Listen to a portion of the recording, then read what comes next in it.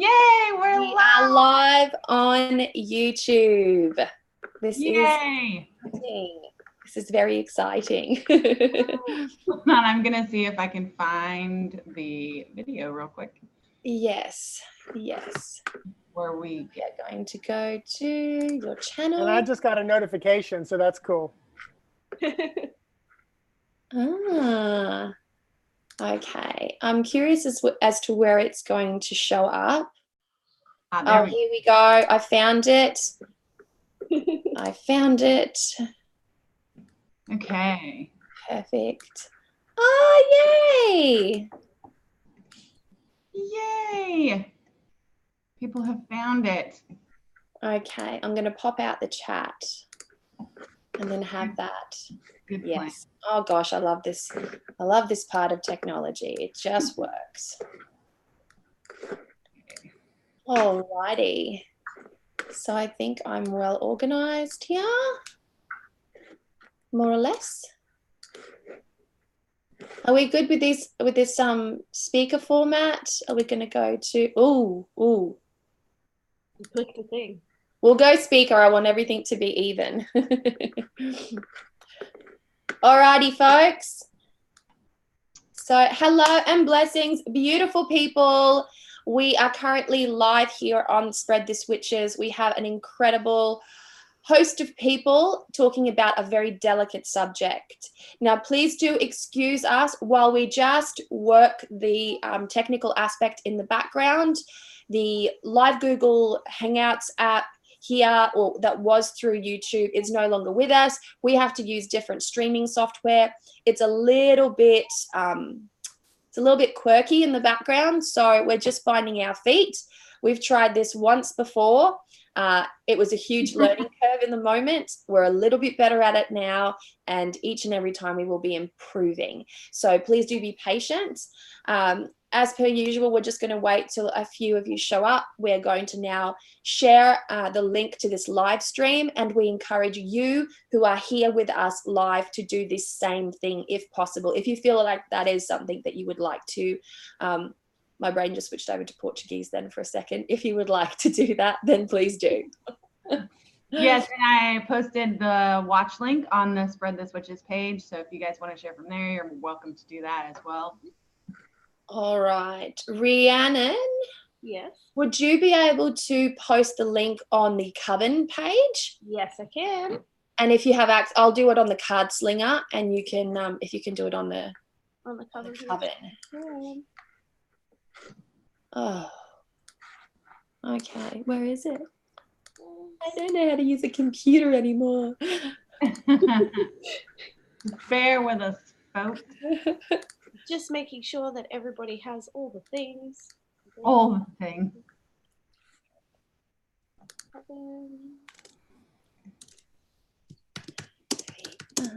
Live. Yay. One more group and then we're good to go from me. Because I'm hearing this in For Love of Cards.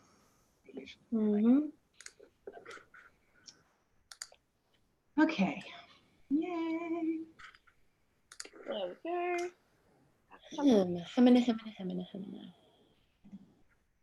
I think that's pretty good. That's good. Hey guys, I just shortened the live link with Bitly, so I'm going to share that in the Zoom chat. So if anyone wants to share a shorter link, it'll be there. Oh, awesome. That's very organized. I'm going to copy this and put it in the watch chat. And if they want to share it, they can as well.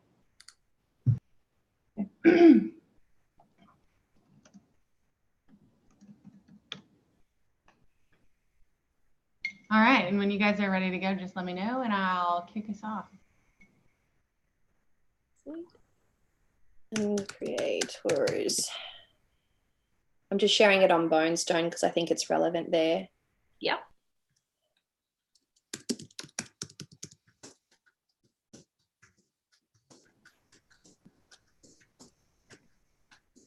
Got you all on my TV. Oh God. Don't look too closely. I hope your TV is small.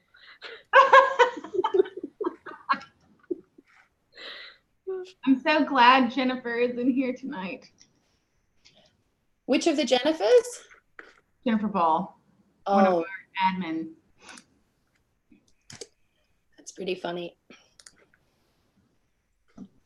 Oh, I'm just posting it everywhere. I've got post fever now. Yep. Across all the platforms. It's just All the platforms. Join.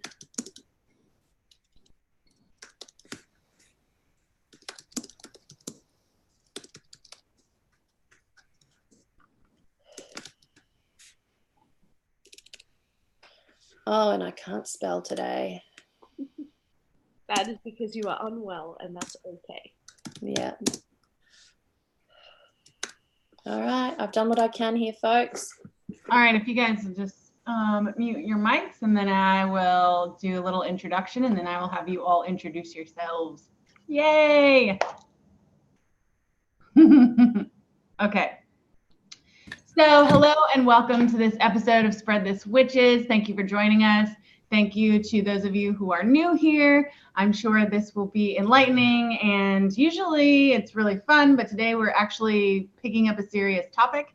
And because of the topic that we are discussing, we are just going to remind everyone to be really respectful. And if there is anyone being not respectful, Jennifer, who is one of our admins, is in here. I'm in here, Avalon's in here, and you will be booted if the conversation gets out of hand where you are obviously throwing hate out there. So none of that. This is supposed to be a very productive discussion about culture and diversity in tarot and magic and how to move forward. This discussion idea actually did come out of the Ten of Swords from the Lightseers Tarot, all of that was going around and being said, and we thought that it deserved a platform to hear all the sides, but we also wanted it to be a multicultural discussion and wanted to understand culture from a deeper perspective. And so we have some awesome guests on our panel tonight, or today, or well, it's daytime for me and Rhiannon, but for you guys in America, it's night. So I'm going to let each of them introduce themselves. And when you guys introduce yourself, if you would just give a little bit of background as to your cultural heritage, that would be awesome. And we will start with Mitchell because he's beside me on my screen. Oh, so you want me to go first? I remember thinking, I hope I'm not the first one to introduce because I really don't know what I want to say. But so my name is Mitchell Osborn. I am a native Floridian here in the US, Central Florida. I now live in Orlando, Florida. I'm 53 years old. I'm a gay man. I was born in a very small, somewhat conservative, kind of redneckish town. You know, I'm glad. Thank you for inviting me, and I love to be a part of this conversation. You know, my heritage, you know, I am like 90%, I did the ancestry. I was like 90% British, English, but there is supposedly, like, my grandmother was a quarter Cherokee, but we can't prove that, which would make me a 16th if it was true. I don't know. I don't claim any of that, but this is all family, you know, hearsay, so to speak. Yeah, I'm excited to be a part of this conversation because I was following it, and a few of you I've already started following because of some of your posts, especially Shaniqua. It actually makes me a little emotional thinking back to your posts and some of the stuff you said, because one of the biggest reasons why I want to be here is because I said this to Allora privately. I said, as a 53-year-old white gay man, I am learning so much. And there's a few groups of gay young people that I'm a part of, and I watch and I listen and I learn. And I realize sometimes what was taught to me, and I'm still unlearning and growing, you know, so I step in as a student tonight, so to learn and grow.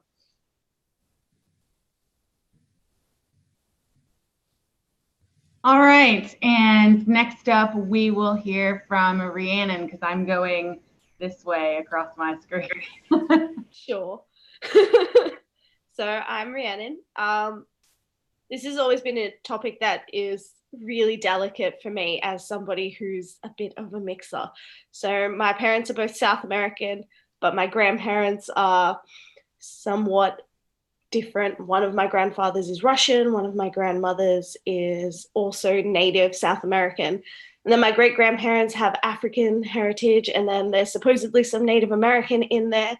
So as a bit of a bitzer, it's always really delicate for me to walk that line of what's appropriate and what's not appropriate for me to do, let alone for what I can tell other people to do. So I think today's discussion is super important. All right, that was Rhiannon. And if you know her from Facebook, you probably know her as Rhiannon Storm because that's her name on Facebook. And next we have the beautiful Avalon, who is a bit sicky today, but she can at least introduce herself. Thank you, Allora. My name is Avalon Cameron, and I am a Brazilian-born hereditary witch. I come from a culture that is heavily influenced by Yoruba African practices, and my family has held a terreiro de Umbanda Macumba in Rio de Janeiro for close to 100 years. And my great-grandmother contributed to the building of this beautiful terreiro. That is where I was raised. That is what I know. That is what I'm respectful of. I have an Australian father of Scottish heritage, and my Brazilian mother is of African heritage. They are a melding of two beautiful cultures. There's a lot of history. There's a lot of passion. There's a lot of sadness. There's a lot of joy. There's a lot of rhythm. There's a lot of celebration. There's great food, great company, a really good culture to be brought up in. And I now live in Australia, and I have 3 children, and I practice my ancestral craft in a really disjointed way here in a country that just isn't quite necessarily built for that particular tradition, but we do our best. And the issue of culture, heritage, and ancestry is ever present, ever strong here in my neck of the woods, because my little sister has just arrived from Brazil in the last couple of, I would probably say close to 2 months now, and she's been here on our off-grid property in southern Tasmania for the last 2 weeks. And every day we talk about, you know, the gap in heritage over there. And my sister is an initiate of candomblé, the Jeji candomblé. My grandmother practiced a mix of Umbanda and candomblé, which is what was taught to me. And I haven't been there for so long. I haven't been practicing there for so long. So we're having these really interesting discussions where she's helping to fill the gaps there for me and explain some things and remind me and trigger that memory. And it's a really beautiful thing. I don't claim any particular heritage whatsoever. I don't know that that's even possible now. There's such a mix of bloodlines. I know that my ancestry and that it's not a pure line. I know that I'm not a pure line, and I'm respectful of that. And so, yeah, I don't claim any kind of heritage. I often say I'm Brazilian born and Australian raised. That's the best way to describe my influences. So that is it for me. Have I left anything out? I'm very unwell, folks. Have I left anything out, Allora? Not that I can think of. All right, good. Thanks for having me. All right, and next we have the beautiful, gorgeous Queen Auset from Facebook, and oyasgirl from Instagram is where you may know her from. But if you would please introduce yourself. Thank you. Good evening. Can you hear me all right? Okay, good. So I was born in England. I am Jamaican, all right, Caribbean. Let's see, I'm currently living in the DMV area of the United States. I served in the military. I traveled around the world. I've lived in many different places. This is a topic that is close to my heart. If you've ever watched any of my deck walkthroughs, I've always made this a topic of discussion. And I am honored to be present and to be part of this conversation. I am aware of the controversy that surrounded the Ten of Swords, Light Seers tarot card. I chose not to take active participation in the discussion. I did post my own feeling and my own interpretation and my own method of bringing some sort of enlightenment on my Instagram page. Kasha, several people, Kasha being one of them, contacted me privately and asked for my personal opinion. And then when you reached out, I decided, okay, now it's time for us to, let's start having a conversation, right? So, and that's it. Thank you. And that is so cool. Like, I didn't know that. You see, I would have never known that you were born in England, but you're Jamaican. Like, that's really cool. And our final panelist is from What's Shaniqua Into on Instagram. And her name is Shaniqua Leach, and I will let her introduce herself. All right, well, hi everybody, I'm Shaniqua.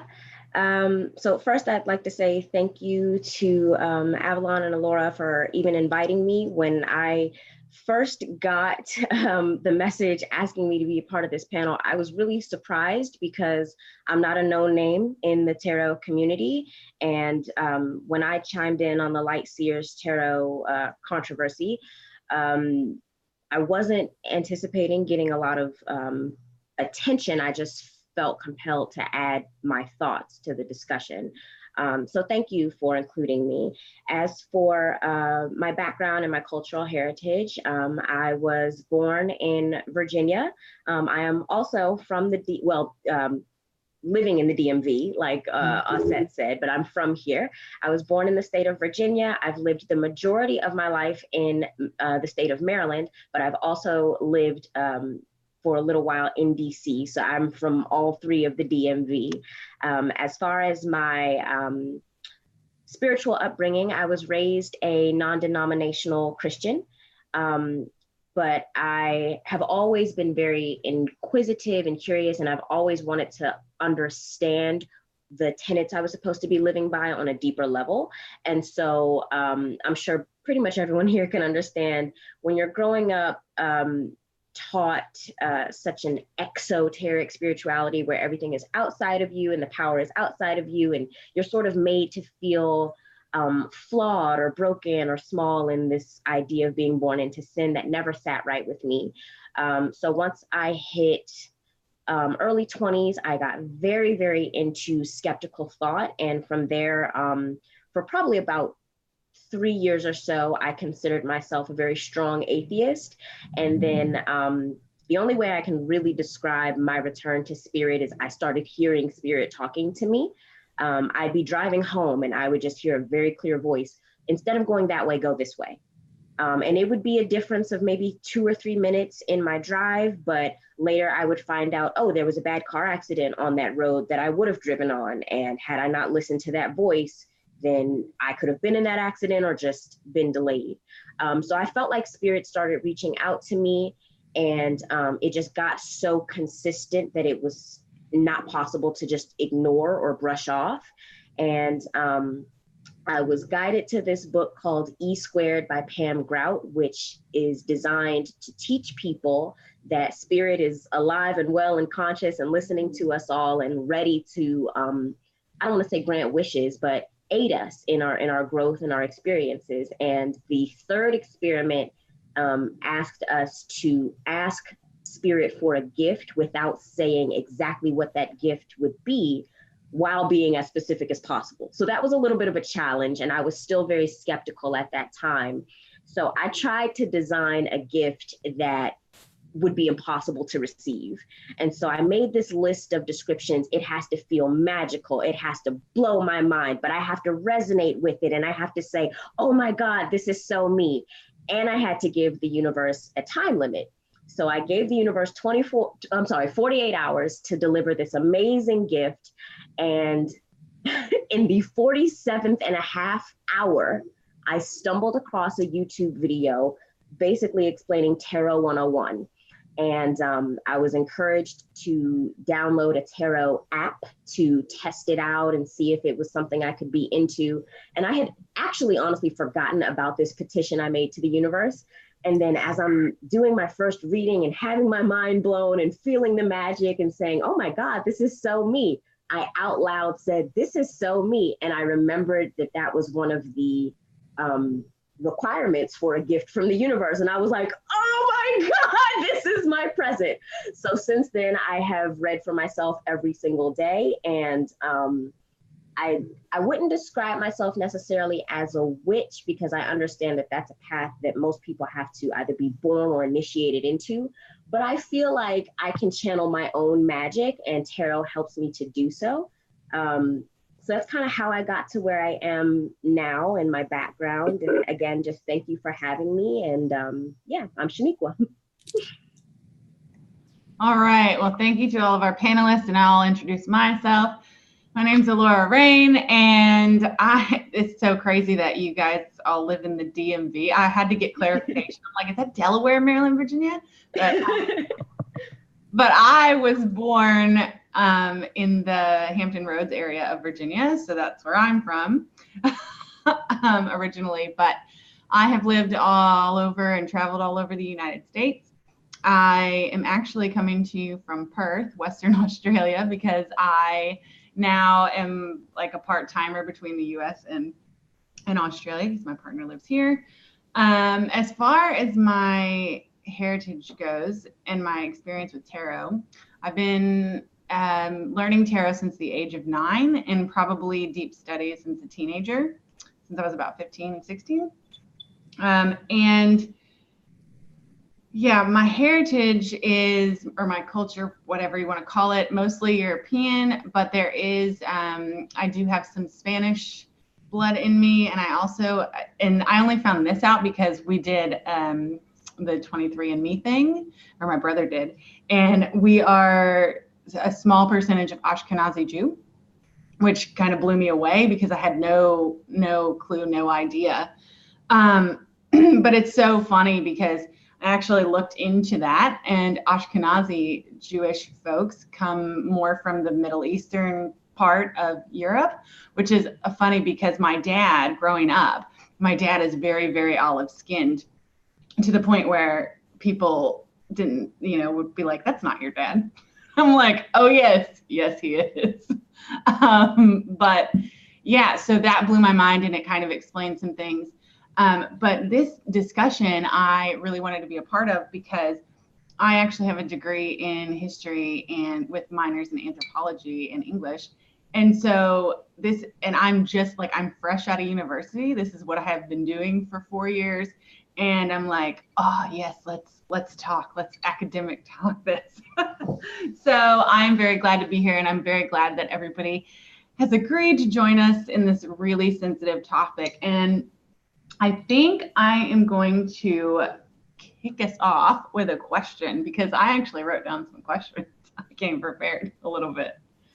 So with this controversy in the Lightseers Tarot, one of the things that came to my mind was, how do we in the tarot and magical community incorporate cultures respectfully, even if we are not from that culture, in the magical arts? So does anybody want to go first? Raise your hand. I think that's a really difficult thing to navigate, because you can do all of the research that you possibly can. You can talk to members of that community that you're trying to incorporate and get as much feedback as you possibly can. But the thing about a community is it's made up of a bunch of different people, and everyone is going to have their own perspective. Even people who agree are going to be coming at that converging point from different areas. And so I think when it comes to working with the intention of inclusion, start with what you know is probably the best way to jump into that. And then respect the feedback that you are getting. Put yourself in uncomfortable spaces in which you may have to be critiqued or told that something is problematic, so long as it's done with respect.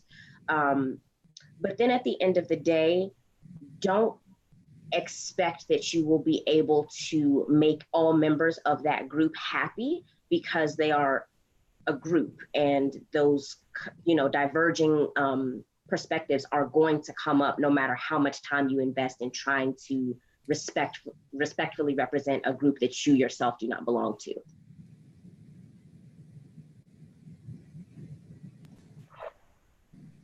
Anyone else?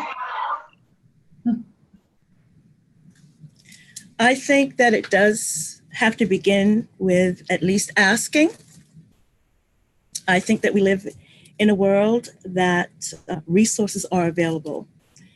And one of the things that I think I'm probably older than most of you on this panel, that I have noticed through the decades is that we lack the ability to actually communicate with each other on a human level.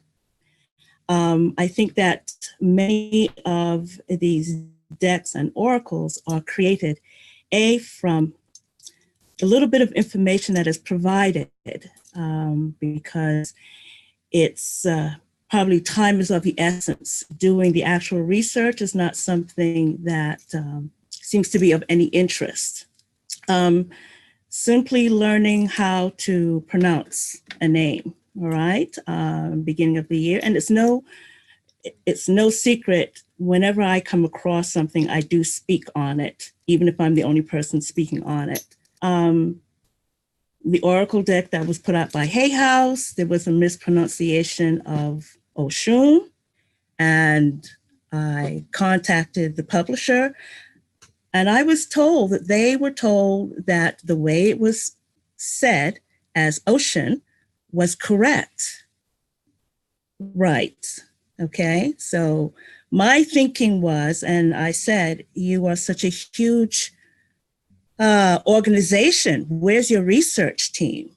What's going on here? So when it starts to trickle down like that, my perception is that, well, if the big guys are not paying any attention or giving any credit to research or care, then why should the independent artists do that as well? Okay.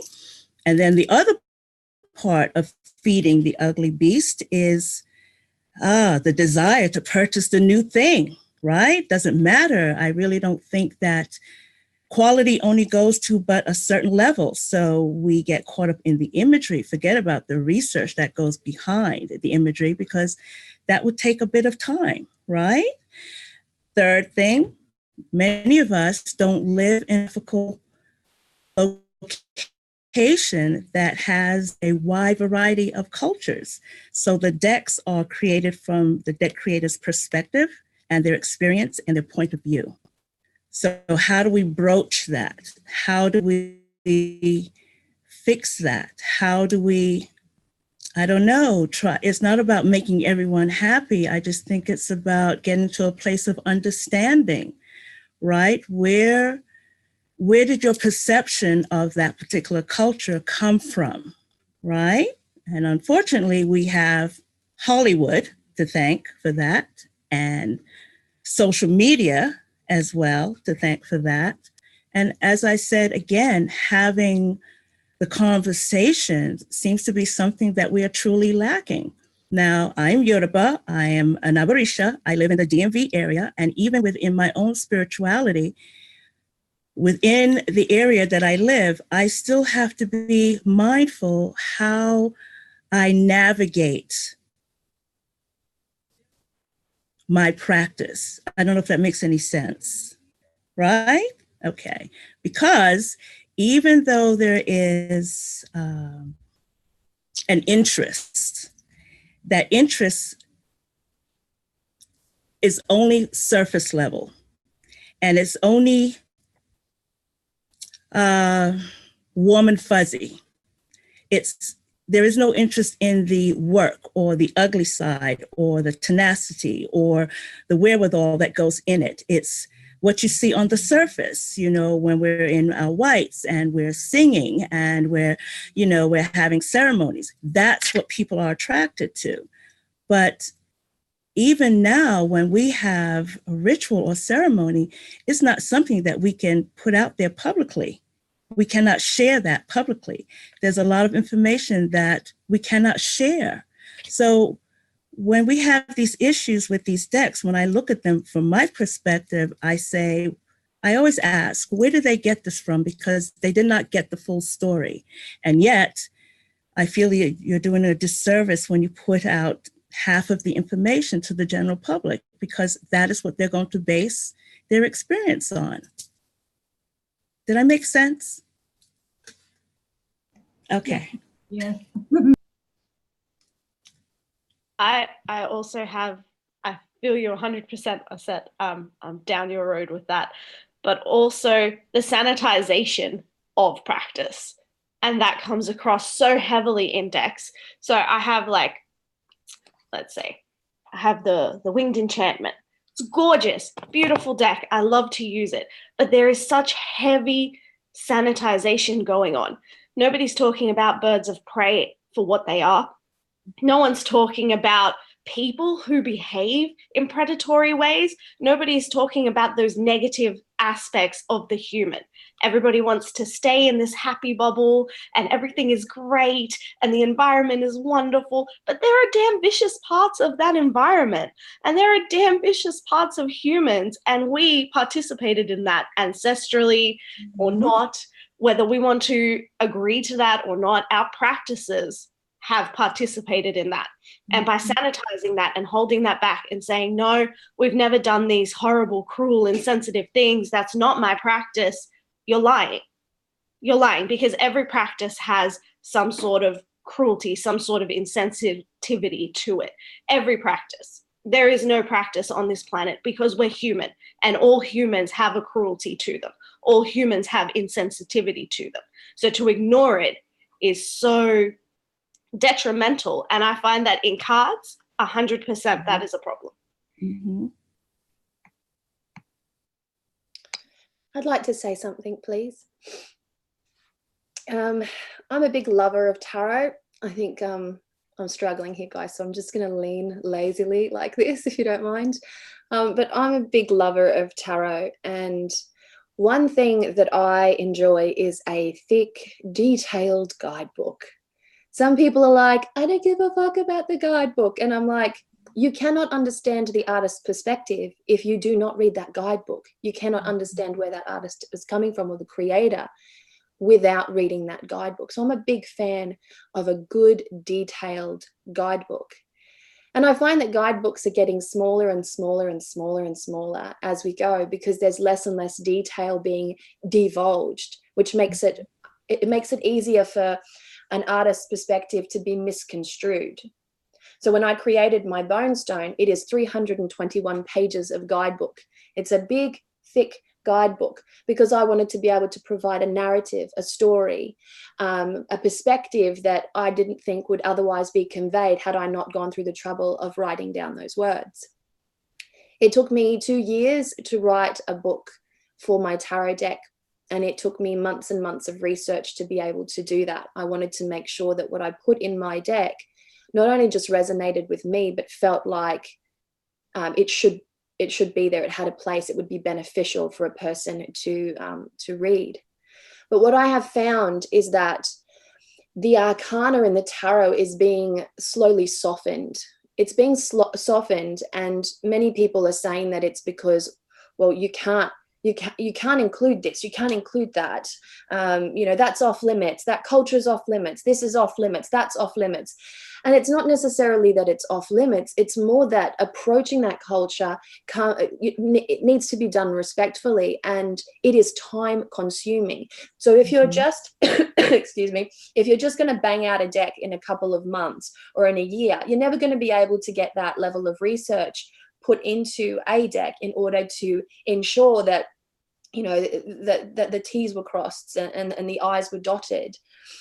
But I do believe that there is that softening of the arcana. People are now too afraid to do the research for fear of backlash that would probably never exist if it weren't for that, the superficiality of research these days, which I do believe can be, in some ways, I'm not putting all the blame, but a little bit on social media, which is such a rapid information exchange. Like less and less people, like the concentration of a human being is now more fragmented than it ever has been. So asking someone with a fragmented focus and concentration to sit down at a library and like tear through research material, it's these days a pretty damn big ask. But for those who are, I'm 40 years old, so I was raised during a time when I needed to do a paper for university or for school, maybe not university, but definitely for school, for high school. I needed to go to a library and pull out all of the books and sit there and hand note it. And there was a process there, and in that process, sure, you're gathering information to write it down, to present something to another person, but as you're doing so, you're learning a tremendous amount at the same time. Your information bank grows, your perspectives, they shift, and it's really important, as Auset said, to be prepared to do that research. Now, as I prepare to make another deck, I am preparing to travel to an area that will help me internationally, that will help me to get the absolute best information that I possibly can for that deck, because I don't believe that I can sit here in Tasmania and search the internet and get the same level of information. For me, spirit of place, the genus Loki, these types of things have to be felt and experienced firsthand to ensure that the context, the energy, the vibe, call it what you will, is going to be properly infused into the material that you're creating. And that can be something that you know, that can be applied to any medium, not just tarot. And there's so much sensitivity that needs to be taken these days, because there is so much fragmented, homogenized information available online. If you're going to Wikipedia to learn everything that you need to know about a thing, then you have to understand that that's not where you get quality information from. And if you are going to do your due diligence, then you have to get up off your ass and go to a library and find the written components, stuff that you are going to find fragmented online but whole in physicality. I don't know. There's so much that can be said. I am Brazilian, and I grew up in a Yoruba-based spirituality. And I had that taught to me at a very young age, as did my three sisters, as did my mother, as did my grandmother. And when I was here in Australia as a young person, walking around with Lágrimas de Nossa Senhora beads, doing offerings and blessings, my mother used to give me blessings for Shun, Insan, or sometimes even Caboclo. I would have to wear these colors, and I'd have to wear these things integrated into a society that had no idea what it is that I was doing. And I was quite young at this stage. When I had to come to school with a head wrap or with colors, specific colors, out of school uniform or incorporated in my school uniform, I was met with a wall of misunderstanding, curiosity that was not fed in the same manner that it should have been, properly fed with good information. And so what I got was ignorance. And so I grew up as a white woman connected to a indigenous culture that felt like I couldn't be 100% me anywhere I went. Do you understand? From the outside looking in, I'm too white for one thing and I'm not white enough for another, if you know what I mean. And that's another thing that I would like to say, is that you cannot judge a person on the color of their skin. Mm-hmm. And also that element of color in skin from an artist perspective, and this is coming from my beautiful artist Anna, who is Romanian American. When she draws her faces, her colors, her, you know, her beautiful things from what she sees every day. And she wakes up in the morning, and for all the years of her life, she's looked in the mirror as a white Romanian woman.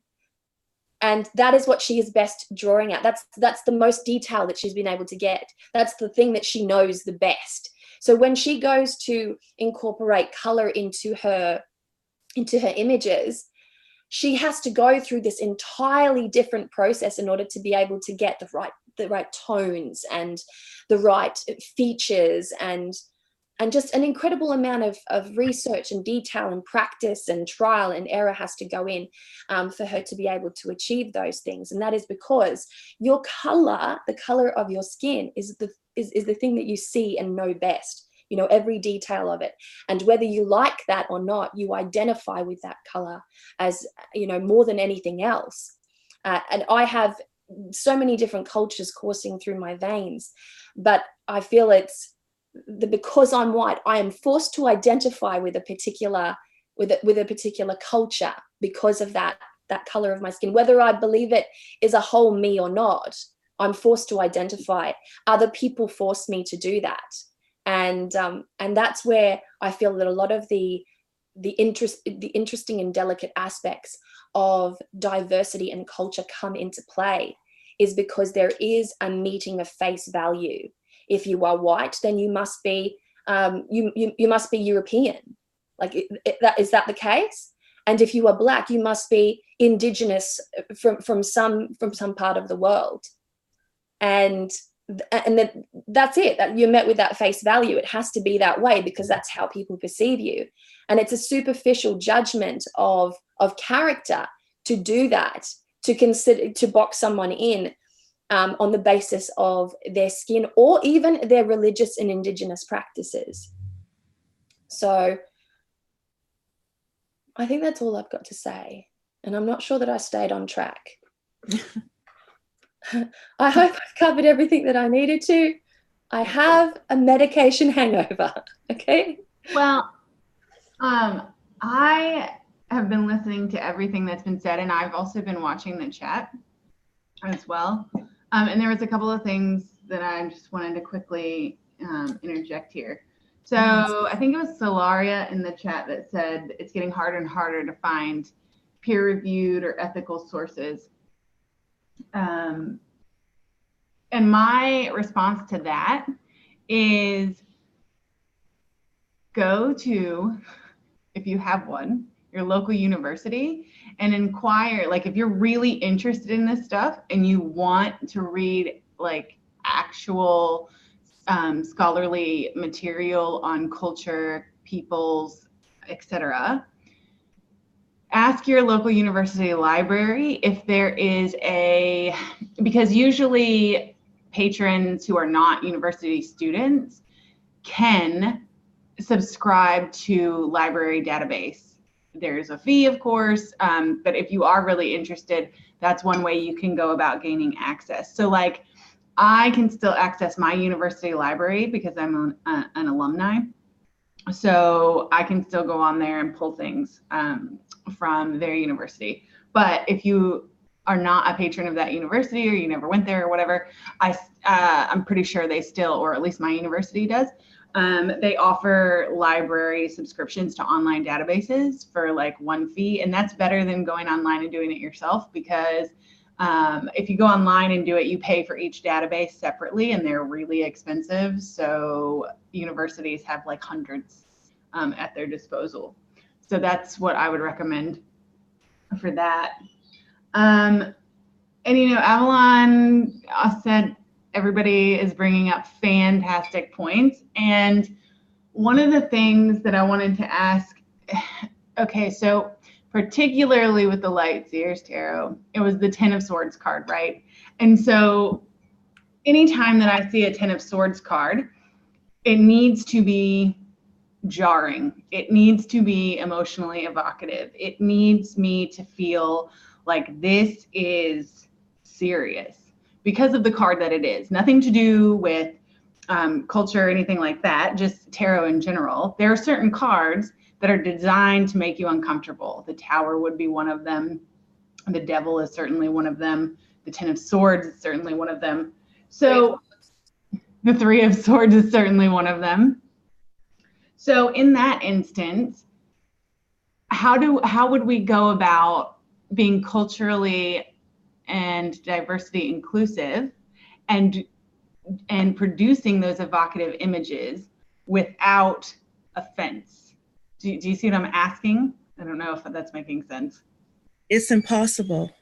It's impossible, she said. It is. It's impossible where we are right now, as I said, simply because this is so, come on over here, Dave. Come on, say hi. This is my coworker, Dave, okay? Hi, I'm Dave. I'm a coworker. All right. The reason why I want you to introduce this guy is because what we are talking about on this panel, he and I discuss face to face. At least every week. At least. Right? So I get a perspective from his point of view, and he gets my perspective in regards to things like this. Many of us, unfortunately, don't have an opportunity to have a real live person. Well, who have the experience. Well, okay, go. See you later. See ya. But that's why I say it's impossible. And that's why I go back down to communication, because for many of us, our worlds are not inclusive. Okay? Where you live is not representative of the world at large. And for me, as an avid deck collector, I can almost tell you when I look at a deck created by Tony Carmine Salerno, that he doesn't have people of color around him. It doesn't, right? Because where you create from as an artist, you create from your experience, you create from your exposure, right? I'm not making an assumption. I believe that's how it works. You will create from your everyday encounter. So if your world is Park Avenue, then that's what is going to come out in the deck that you create. You're not going to know anything about the projects in Brooklyn, except for what you see on social media or in Hollywood. And then this is where things become skewed because it's already a twisted perception of that. So how do we, bring everything into alignment where there's a level of respect and understanding? We just have to keep having the conversation. We have to keep dialoguing. But here's the thing, we cannot be afraid to have the conversation.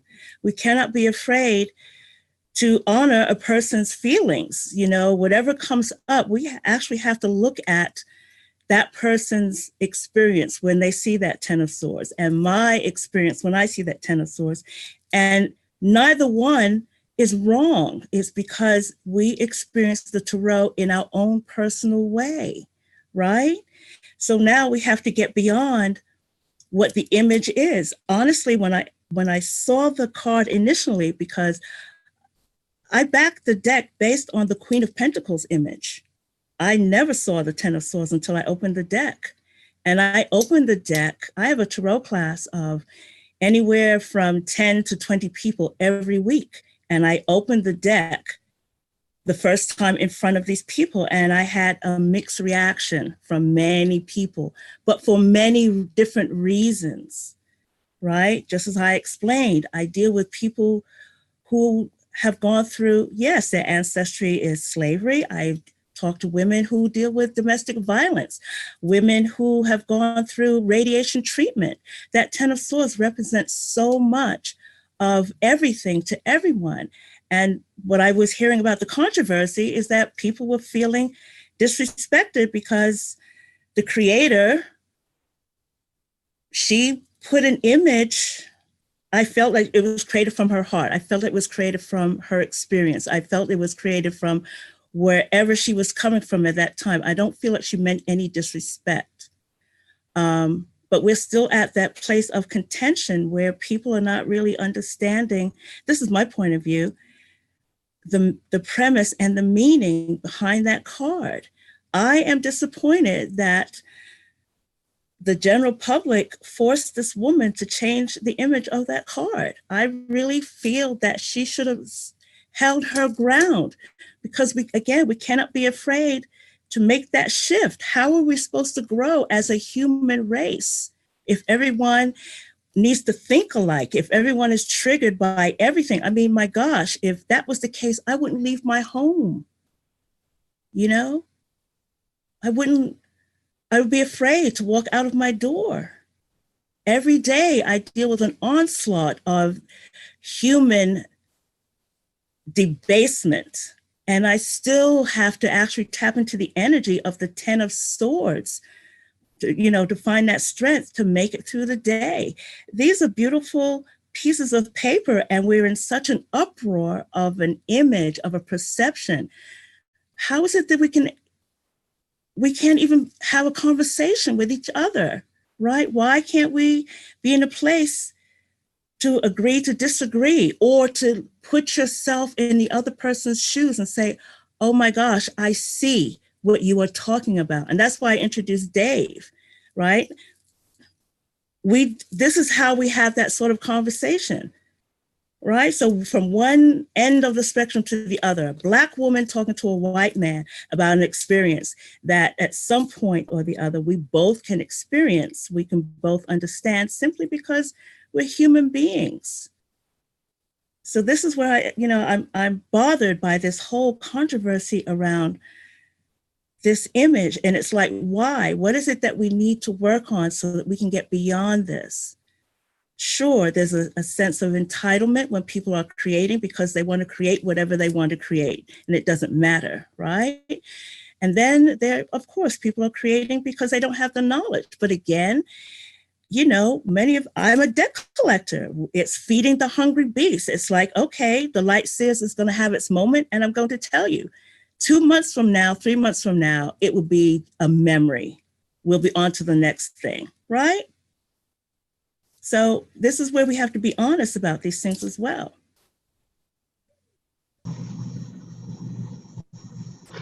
So I agree that it has to come from a place of being willing to have the conversation. And I think when it comes to trying to avoid offense, like Auset said, that's not possible. It's just not possible with all of the different experiences that people live in every day. Even going back to what Auset's students were saying about how they responded to the image. Cancer survivors resonated with it. People who descended from slaves resonated with it. People who have been in abusive situations resonated with it. And in my own experience, I think that there's been this desire, like, I feel like inclusivity, diversity, I feel like these have become almost buzzwords in our culture nowadays.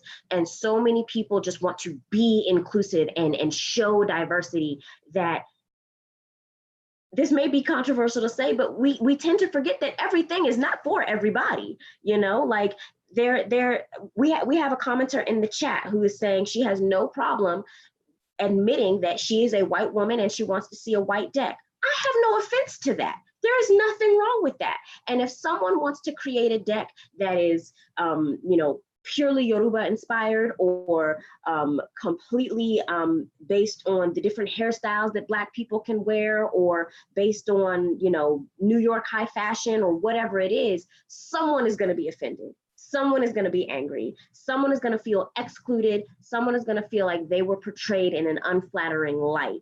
And I think that there has to be, again, piggybacking off of Auset, we have to get to this place where it's okay that we do not share the same perspective. It is okay that we don't agree on maybe how this piece of art landed, but I think there always has to be a base level of respect for each other's humanity. If we're going to actually have productive conversations that lead to more empathy between groups, and increase people's ability to actually be inclusive and show diversity in their art, then we have to get to a place where we're okay saying, I'm sorry, sis, I can't agree with you, but I respect that that is your opinion. And through our conversation, I understand how you arrived there. I'm not there, maybe I never will be, but you're still a person, and I don't have to tear you down or attack you or belittle you or project all of these assumptions onto you and your intent because of your skin color or the texture of your hair, or all of these very shallow, superficial things that we've been socially conditioned to judge each other by. Yes, that comes from patriarchy. Yes, that comes from white supremacy. But if we're going to talk about the history of how we got to where we are today, in my opinion, if there's ever going to be improvement in the way people relate to those that they identify as the other, we have to move the conversation from, okay, well, this happened in the past and this is how we got here, to, all right, this is where we are. What are we going to do? How am I going to change how I relate to you? How am I going to be more open to at least hearing out your perspective, even if I can't agree with it, so that as we move forward, we're not just rehashing what has already happened, we're actually making plans and embodying behaviors to improve that relationship between the human family. So as far as avoiding offense, I don't think it's possible, but I also don't think that should be the goal. So that's where I would land on that. So Allora said I was next. So can you guys hear me? Am I reverbing? Am I okay? So first of all, Auset, thank you for sharing what you said about Chris Ann redoing the card and stuff like that, because as a white man, as a gay man, but I'm still a white man, that was my feeling of like, I was like, oh my gosh, I felt like she gave in, she's redoing the card. And that was my feeling, but I didn't feel like I could express that because I wasn't sure if that was okay or not. So this dialogue, and Shaniqua with your dialogue on Instagram, you know, it was really nice for me to see dialogue and not just people yelling and telling them what they should or shouldn't do. And that's why, you know, Allora, when you asked me to be a part of this, I was like, oh my gosh, I'd love to be a part of this, because I want to learn and I want to grow, but also it struck such a chord in me. I was at work, and I shared with a coworker who is, she's born in America, but family Jamaican descent. She's very dark skinned. And I said, you know, I was talking, and she's someone who I dialogue with a lot, just like Auset said about, I think his name was Matthew. Was that his name that was with you? But I dialogue with her a lot, especially in the last 2.5 years, about stuff and racial issues and things. And I said, oh, there's something going on online. I said, you know, and I kind of share with her because about that I do tarot. I'm a tarot reader because I have a corporate day job in fitness, and I do tarot nights and weekends. And I said, this was the image, and I kind of described it, and she immediately went, she gasped and kind of pulled back. And I appreciated her response, because she's not looking at the card. I'm just describing what I saw. And her response let me understand a completely different perspective of that. And again, it was because of what I'm seeing online, you know, and Chris Ann's 10 of Swords and everybody talking. And as a very empathic, feeling kind of person, when I start reading dialogue and it becomes arguing and just bullying, I mean, I immediately start pulling back, because I don't want to feel that heaviness. But when I step into a true dialogue and a conversation, I'm uncomfortable, but I can stay there because I truly want to grow. I want to wash away my ignorance. I want to learn, and I want to unlearn some of the stuff that I was taught growing up in my family, in my culture, in my environment. And, you know, and I was thinking back, something that still blows my mind, to give you guys an idea where I come from. You know, Polk County, Florida, it's a pretty diverse place. And every once in a while, someone will make a comment, a white person will make a comment, oh yeah, I had one person of color in my high school. And I remember just thinking to myself, first of all, I'm thinking, where did you grow up? Where was that? Because that's such an oddity for me that there are places in our country, because that's not what I grew up in. I'm probably 20% African American, probably 10-12% Latino. You know, where I live now, the numbers are much higher because it's in Orlando, which is very much pretty racially, culturally diverse place. But it's one of those things where I'm, like I always say, you know, I'm still learning, and I want to grow and I want to expand. So these dialogues about something that I love, which is tarot, are helping me in a place that I sometimes don't even know I needed to kind of understand better. So there's where I am right now. Yeah, so I also have some experiences like that, but on the flip side, I was that one person. I was one of 3 dark people in my high school. So there were only 3 of us, and we all knew each other real well by the end of high school. Because Rhiannon, I just wanted to say here, because this is a little different, I was the whitest person at my whole school. I believe you. I believe you. See, Australia has that 2 polar opposite, where if you end up in one place where everyone is dark and you are that one white person, it sucks to be you. And if you are that one dark person in the school of all white people, it also sucks to be you. It sucks to be isolated, no matter where you're at. And I was in a small country high school. As far as my area counts, as it's not as country as some places, thankfully, but it was a very small country school, and I chose to go there. I wanted to be that farmer girl, but it was not working out. The ignorance was just overwhelming. I had a high school teacher call my mom because I brought my tarot cards to school, and I was teaching a girl to meditate because she had anxiety. And I was like, okay, well, a great way to deal with that is to breathe in for 10, breathe out for 10. And I was just giving her some techniques. And they called my mom and they were like, do you know that your daughter is a witch? My mom was like, yes, I do. That's what we do at home. Why? Is that a problem? And they said, oh, no, but she's calling herself a witch. And she's like, well, yeah, that's what it's called. It's called witchcraft. That's what she does. Yes. Is there anything further you wanted to discuss? Is she doing something wrong? Is she, pushing her beliefs on people? Is she sacrificing goats in the ag plot? Like, let's talk about this, because she knows she's not allowed to hurt things. She knows she's not allowed to push her beliefs on people. If that's the case and she's making people uncomfortable, we need to have a chat. And my mom's very straightforward. If you've ever met her, she's not one to hold back. So that was just her very straightforward nature. And my teacher was like, no, not at all. She's really lovely. But that's just, it's not the way. It's not our way. It's not in line with the school.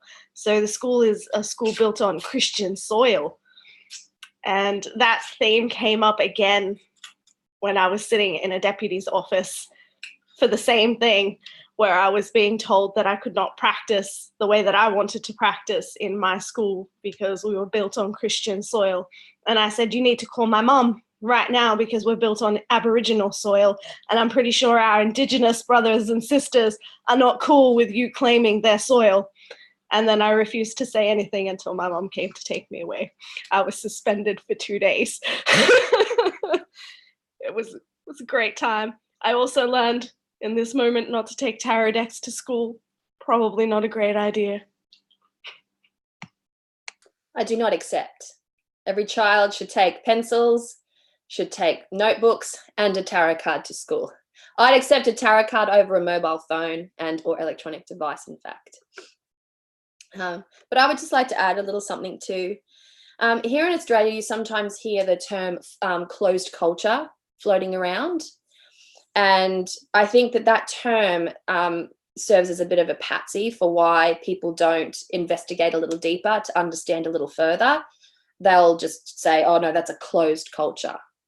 When I was running open pagan circles up in far north Queensland, we tried to get local Indigenous ambassadors to come and speak so that we could understand their, their interaction, their intrinsic connection with the land that we were occupying, that we were on. And we had great success in doing so. Simultaneously, we came to understand some of the things that happened up there and why certain requests were put in place. In the Daintree rainforest, there's a thing called the Blue Lagoon. And the Blue Lagoon is a place for women. It's indigenously marked as a place for women. It's a place for sacred women's rituals and rites. So men are not permitted to go there. But being that the Daintree rainforest is one of the 7 wonders of the world, and it gets an enormous amount of traffic, people going through there wanting to explore it, you would find that men would, despite the sign that was there, would go in and have a bath in these waters. And isn't it funny and odd and curious how those that chose to enforce their arrogance, I suppose, their ignorance, whatever you want to call it, and just go into these beautiful waters that was just specifically there for sacred women's business, they would come back and they would have trip-ups in life. They would end up ill. They would end up in accidents. They would end up in situations that were unexplained with an enormous amount of bad luck because they chose to simply, barrel over cultural sensitivity in that regard and just have a nice dip in a beautiful lagoon. It was absolutely beautiful. Even as a woman, if I wanted to go there, knowing that I'm not from that tribe, not from that area, not from that land, I would have to contact the ambassadors of that area and ask for permission. And if I did, they would grant you permission. All they wanted was to be acknowledged. They wanted to be able to explain, yes, it's for sacred women's business. Please do not litter. If you're on your periods, that is perfectly fine. If and there was like little things put in place for that, for your enjoyment, for your deeper understanding of that experience. And once you walk that path, once you go through the trouble of seeking out that permission and listening to what is said and understanding the context of the magic of the place that you're going to, your experience in that place is so much better. It is so much more meaningful. And so this concept of closed cultures, I feel like it is just in place to serve as an excuse. It's an excuse. I have never been denied information. Whenever I write, whether I was writing from school, whether I was writing for my Facebook page back in the day, I was writing an article on Indigenous smudging, like the smudge stick and the shell. So my little team on Facebook went and started to write to Indigenous organizations in America, looking for someone who could give us context before we actually wrote that article, just to put on Facebook. It was a very short article, but respect had to be paid in that regard. And I genuinely believe that respect needed to be paid. Now, there were some that did not return our emails, and there were others that did, and we were able to obtain the necessary information to write what we needed to share that information. As simple as it was shared, and I believe we did the right thing. But for me, that type of experience, that type of respect, it's as simple as when you knock on someone's door to walk into their house, you take off your fucking shoes or you ask, do I need to take off my shoes? Or you bring a gift, or it's just manners at the end of the day. For me, that to me is just, it's respect is as much being consciously aware of what it is that you're doing and having manners in place. Now, in keeping with that close culture aspect, I also believe in the aspect of humanity, and that our whole entire world are connected. We as human beings are each connected one to the other. What has happened here on Earth is a part of our human legacy and our human history. And when you start to say this culture is close to me, then you're denying people of different cultures their human legacy. In order for people to understand, to truly, truly understand, that information needs to be able to be gifted in a way that is very conscious and respectful. And the concept of closed cultures can at times deny that passing of information. But just like information should be available, and I'm careful to use the word should, but should be available to all, there also needs to be some sort of culpability there, where when you are on the receiving end of that information, you need to be prepared to hold that information in respect and to use that information respectfully. So it's not about the frivolous exchange of information. It's about that enduring knowledge that belongs to us all, that needs to be drunken in, like truly, truly drunken into the spirit, understood and respected. And what I feel happened there with Chris Ann's deck and her beautiful sword card, like that made me really, really sad. Some of the things that I saw, some of the conversations that I saw being thrown around was that she had no business doing that. That she had no business. That wasn't hers to. That wasn't her culture. That wasn't her heritage. That wasn't her history. She had no business in doing that. And I was so puzzled by that. I was so puzzled because I thought that when she created that she was coming at it, trying to really infuse into that card something that she genuinely respected and understood to be deeply painful. The fact that she chose that image for that card was demonstrative of that respect, I believe, in that she acknowledged that was deeply painful. She acknowledged that was a difficult and trying image and as such associated experience.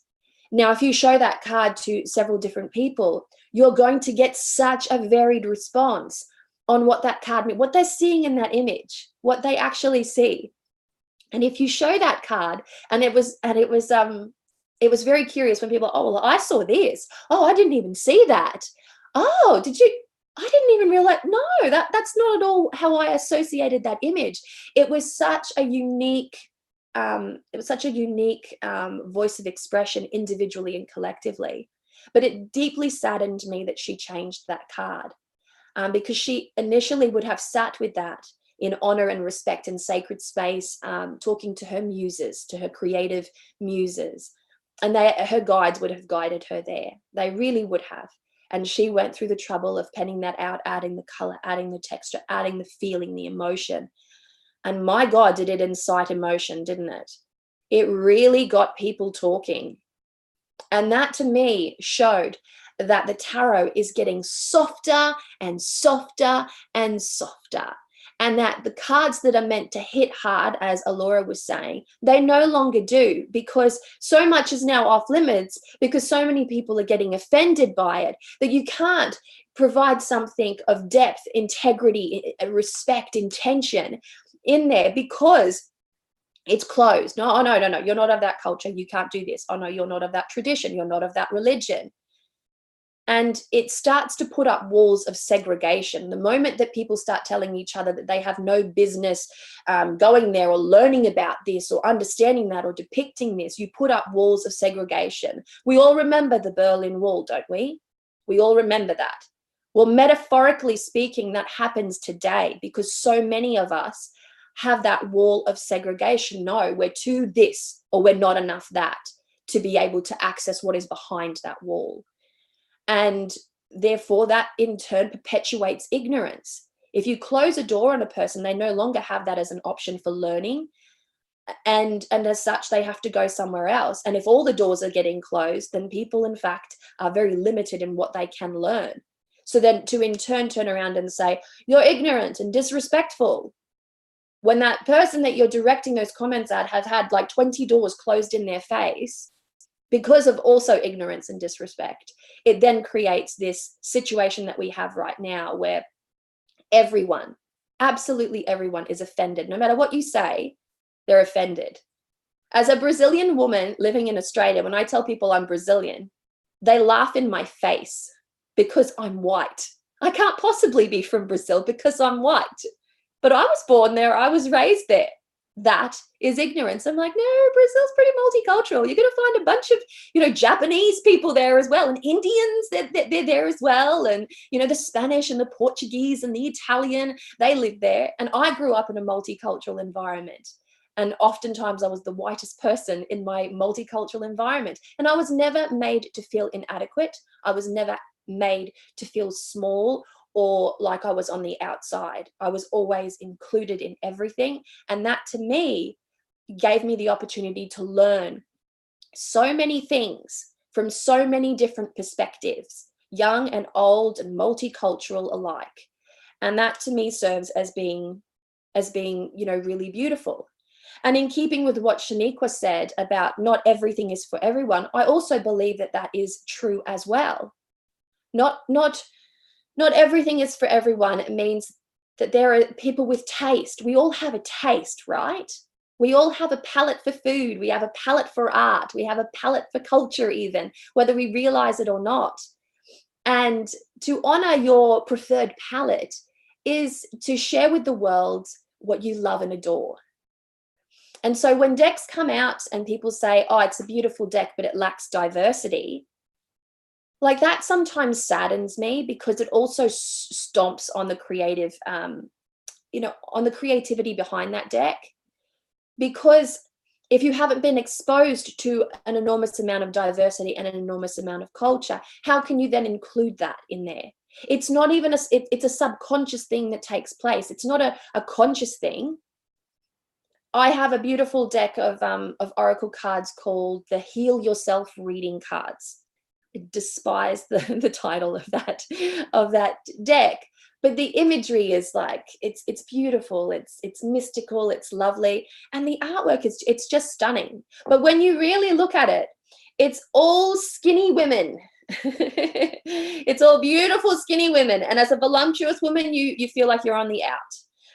And as a woman of a different culture, you perhaps feel as though you're on the out. And so what you get is, rather than say, oh, take the art for what it is. It's a beautiful oracle deck created with all these specific images. The artist had an intention, etc. Rather than say, oh, it's a lovely deck, but I don't really connect with it because of perhaps the reasons that you don't feel included in that deck. Rather than say that, there is this then barrage of nitpicking on, it doesn't have this, it doesn't have that, you didn't do this properly, you didn't do that properly. And that in turn doesn't educate. That doesn't educate, it doesn't teach, it doesn't help the artist to grow per se. What it does is it shuts the artist down. It shuts up the artist. It says to the artist that their creation isn't good enough. It didn't hit the mark. And then that perpetuates this confusion and this sadness. Now, as a person that created a deck online, I heard so much stuff when creating that deck. I saw it live, the way people reacted to images, the way that people assumed that an image meant this, when I didn't have that assumption. I, as the creator, did not place that assumption there. It came from one angle, and it was seen from various different lenses. It was really interesting to be able to see that when I created a card, that I had a set intention, and then it was seen by 100 other people, all with different versions of what that card may have meant, or what how they felt about that card. And that to me was really interesting, and it showed that it doesn't matter what you put down on that card, as long as you're honoring and respecting your creative vision. What you put down on a card could be the most diverse and respectful thing, but yet you're going to be with angst against that, because you cannot include everyone's personal values, tastes, legacy, ancestral history, personal shadows, baggage. You cannot include that for every single card in the tarot or in an oracle deck. So no matter what you make these days, there will be people on the outside of that will not agree with you. But the important thing is to keep creating and to do better each and every time that you do create, to learn from your previous creations and to see if you can incorporate differences and details that perhaps could have been there that time, but for whatever reason didn't make it in there. When you're a deck creator, you are learning each and every time. Every deck that you make is going to be different. It's going to be better and better and better as you go along. So giving up isn't necessarily the best option, despite the fact that, you might be sad or wounded and you might have had a negative experience. And I do think that this experience with Chris Ann contributed as a negative experience, to the point where the woman had to reprint that card and send it out to everyone to appease the masses that were bullying her to change it. And yes, the word bully was used in context there. Now, there is nothing that she could have truly done there. If she had stuck to her morals, she would have dissatisfied people. But instead, what happened is she took it on the chin. She was very gracious about it. She didn't want to upset anyone. She's a soft soul. She did not want to upset anyone, so she did what she thought was right.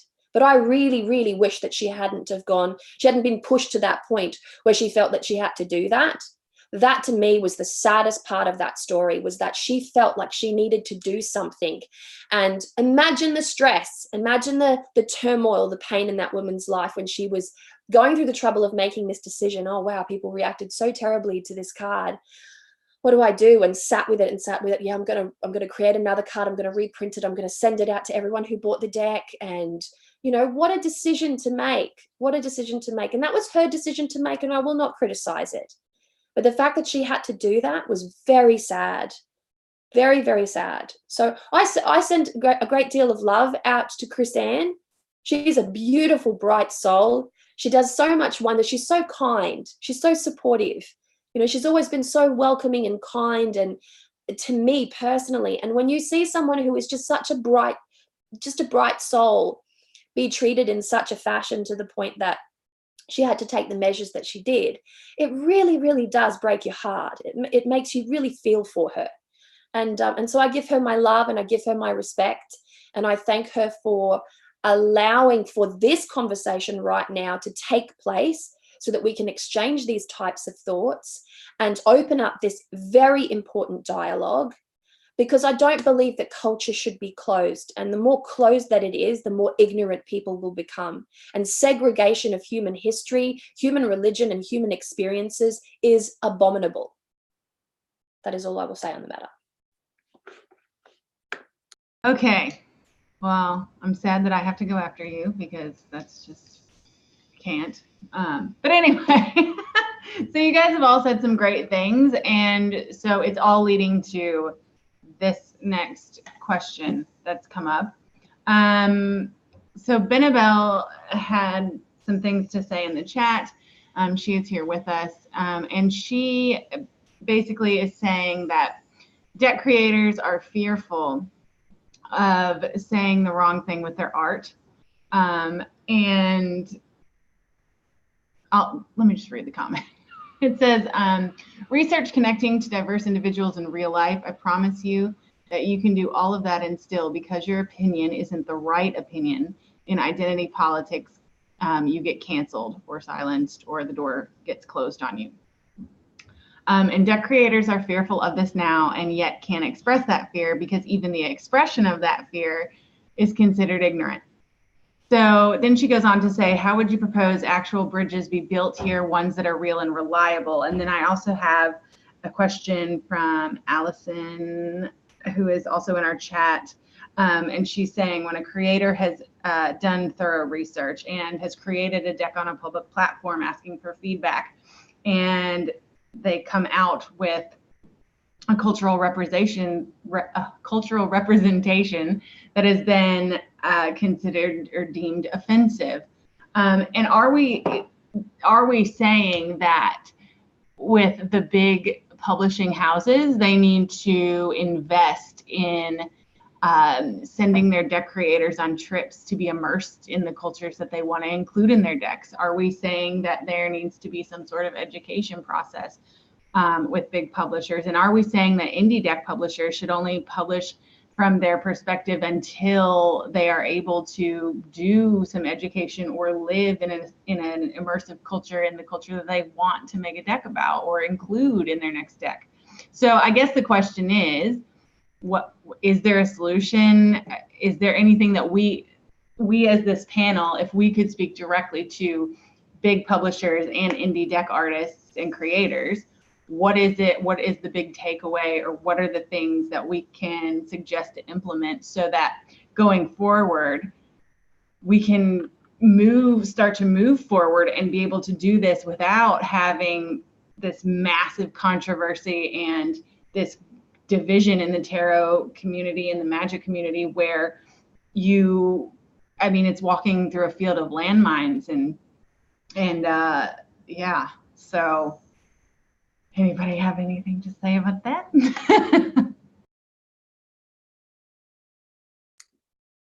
I reckon you should say something, Allora.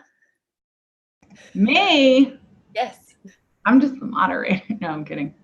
I personally, like, so while there is no one size fits all solution to this problem, I don't think, I do think that, let's be real, okay?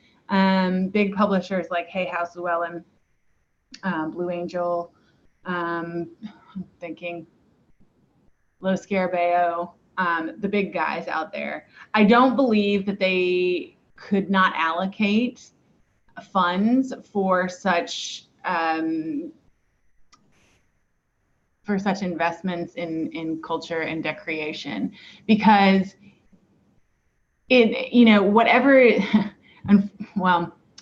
is produced in a publishing house by any deck creator or artist reflects on that publishing house. And so I don't see how it could be a negative thing for them to want to invest in some sort of cultural classes or immersion for their deck artists, should the deck artist express an interest in wanting to include a culture that they don't know about. I don't think that it's necessarily responsible of big publishing houses for a deck creator to come and say, well, I've included this culture and really that's not my culture at all, but I've included this culture and I think it looks good and this is how you pronounce the name, and they're completely wrong. I don't think that it's very responsible of publishing houses to not invest in that. I think it's quite ridiculous because they are such big entities and they do have such an influence over the tarot world and the magical, metaphysical, all of those creations. So I think it would be wise if they did allocate for cultural, I don't even know what you would call it, but some sort of experience or education that is designed to help the artist or creator create what they're aiming to create, if that makes sense. And, oh, hang on.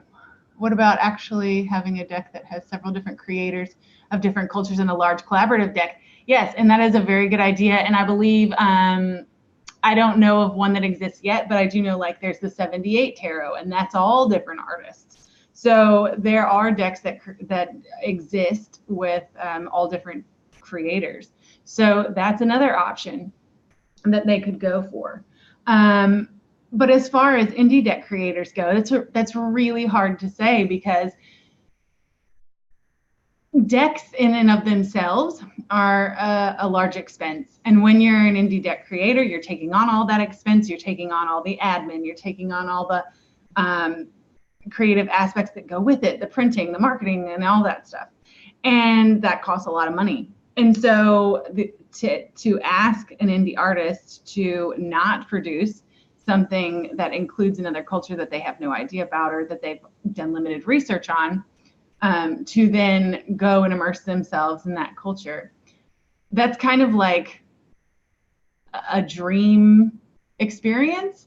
But I don't think that every artist or indie deck creator can afford that. So I don't know what the answer is there. But I definitely think that on the spectrum of the big guys that are putting out decks and so forth, I think they would do well to have a cultural immersion or educational experience for their writers, for their deck creators, for whoever. And I don't think that it's, this gigantic cost that's a waste, because actually what you're doing is investing in your own publishing house, making sure that your authors and artists and creators are whatever they produce reflects back on that publishing house. So why wouldn't you do that? I like that, Allora. I just wanted to add to build something on that as well. Like publishing houses, they have I do think that they have an obligation to produce a product of quality and of good value. I really do think that that's the truth. When we spend money on something, we want to know that we're spending money on something that is good quality. So there needs to be research teams in place. Now, in some of the countries that I've traveled to, you had cultural liaisons, right? So publishing houses could also implement cultural liaisons. So if you are, for instance, if you are kind of trying to depict, a Buddhist feature or character in your deck, then perhaps talking to one of the cultural liaisons at your publishing house would then be beneficial. Now, for indie deck creators, there's, tarot associations out there. And tarot associations, there's quite a few of them. And Tarosophy is one that I personally belong to. Now, if someone like Tarosophy also wanted to put up some of their own personal cultural liaisons, wouldn't necessarily have to hold a legitimate title, just people of particular cultures that would be willing to sort of open up dialogue and talk about, talk about these types of things, that could help to lessen the ignorance.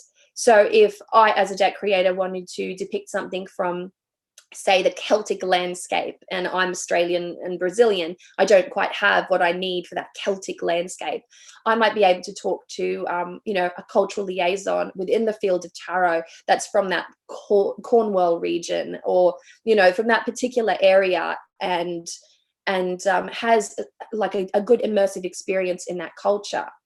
Because I think that today, it's not about cultural experts, it's about immersion in culture. When we immerse ourselves in a culture, we take from that a lived experience, and that's a real experience. Now, if a scientist or a doctor or a researcher is going to come in and then study that research, they're not going to take away that same sort of thing. When you travel somewhere, you want the intrepid, immersive experience. You want to eat the food and listen to the music and, do all those types of things. So those cultural liaisons would be really well placed in publishing houses and in tarot associations, in vast quantities, in fact, people that are genuinely willing to open up about their personal cultural experiences and help to share some of that, so that you can get the absolute best information to then infuse into your deck and your guidebooks and any other kind of, material that you're writing. I think that for big creators, flying them on location, for instance, to do that research, that would be the ultimate experience. But of course, budget, money, things of that nature probably wouldn't allow for that. But to have people in place in which you can liaise with, people who know, people who have, genuine cultural experience and who are of that culture, who were brought up in that culture, who know the language and the history, who have gone to education, gone to primary school and high school and college or whatever in that particular culture, wouldn't that be a beautiful wealth of experience to tap into in order to get the best out of it for your personal creations?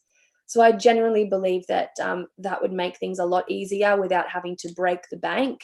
And that would be one place in which people could start, culture, in which companies, publishing houses could in fact do that to help solidify the integrity, the quality of the information that is being then infused in those decks. I know myself, if I was a publishing house, I wouldn't want to publish, a piss-weak deck that had zero research. Like that, to me, wouldn't make the cut, no matter how beautiful the artwork was. I need to know that the person that created a deck had, had the good conscience to do their research.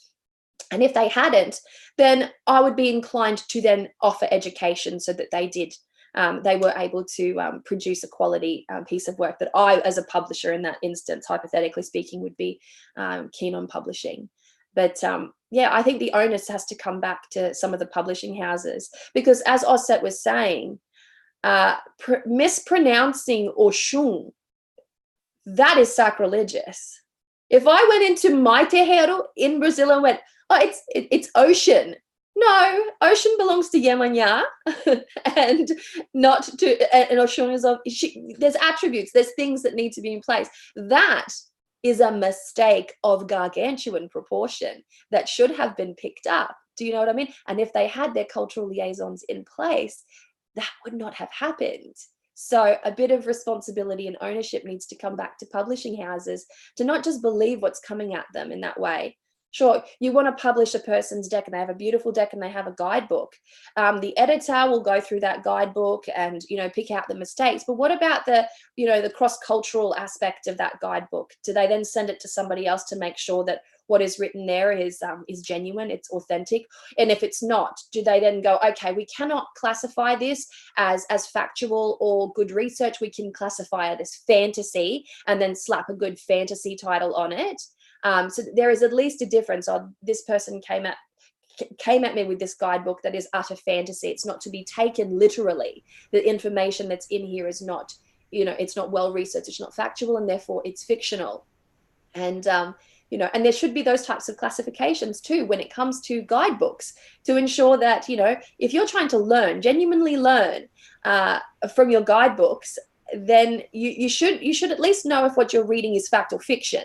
You know, they do it to books. You know, when you go to the library to borrow books, they have a whole, you know, fiction category, and then they have a factual category. And I would like to see tarot books classified in that way, because tarot has a history, it has a legacy. There are tarot facts that are hard and fast, and there are cultural facts that are hard and fast. And then there's a whole lot of fantasy that can be thrown in there for good measure as well. It would be nice to see it measured a little bit better. Okay, hang on, because I'm gonna go to the bathroom, and so you're gonna pass the torch around, because I do want to hear everybody else's thoughts on this.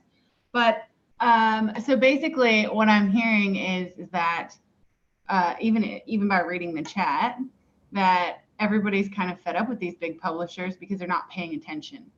They're not paying attention to what's actually going on with their audience, with their reader database, with their, And so they need to get it together. Get it together. Like, we're tired of the watering down and the sanitization of practices through decks and books. And we're tired of the lack of research that goes into decks and books and so forth and so on. And so you guys talk about that, and I have to go to the bathroom. Okay. I'm about to cough. Would anyone like to comment on that? Yeah. Shaniqua? Okay, so I feel like there has been a lot of really good suggestions. I'm a little bit on the fence about as far as like concrete ways that we can sort of bridge these gaps to avoid making artists and deck creators feel fearful of creating.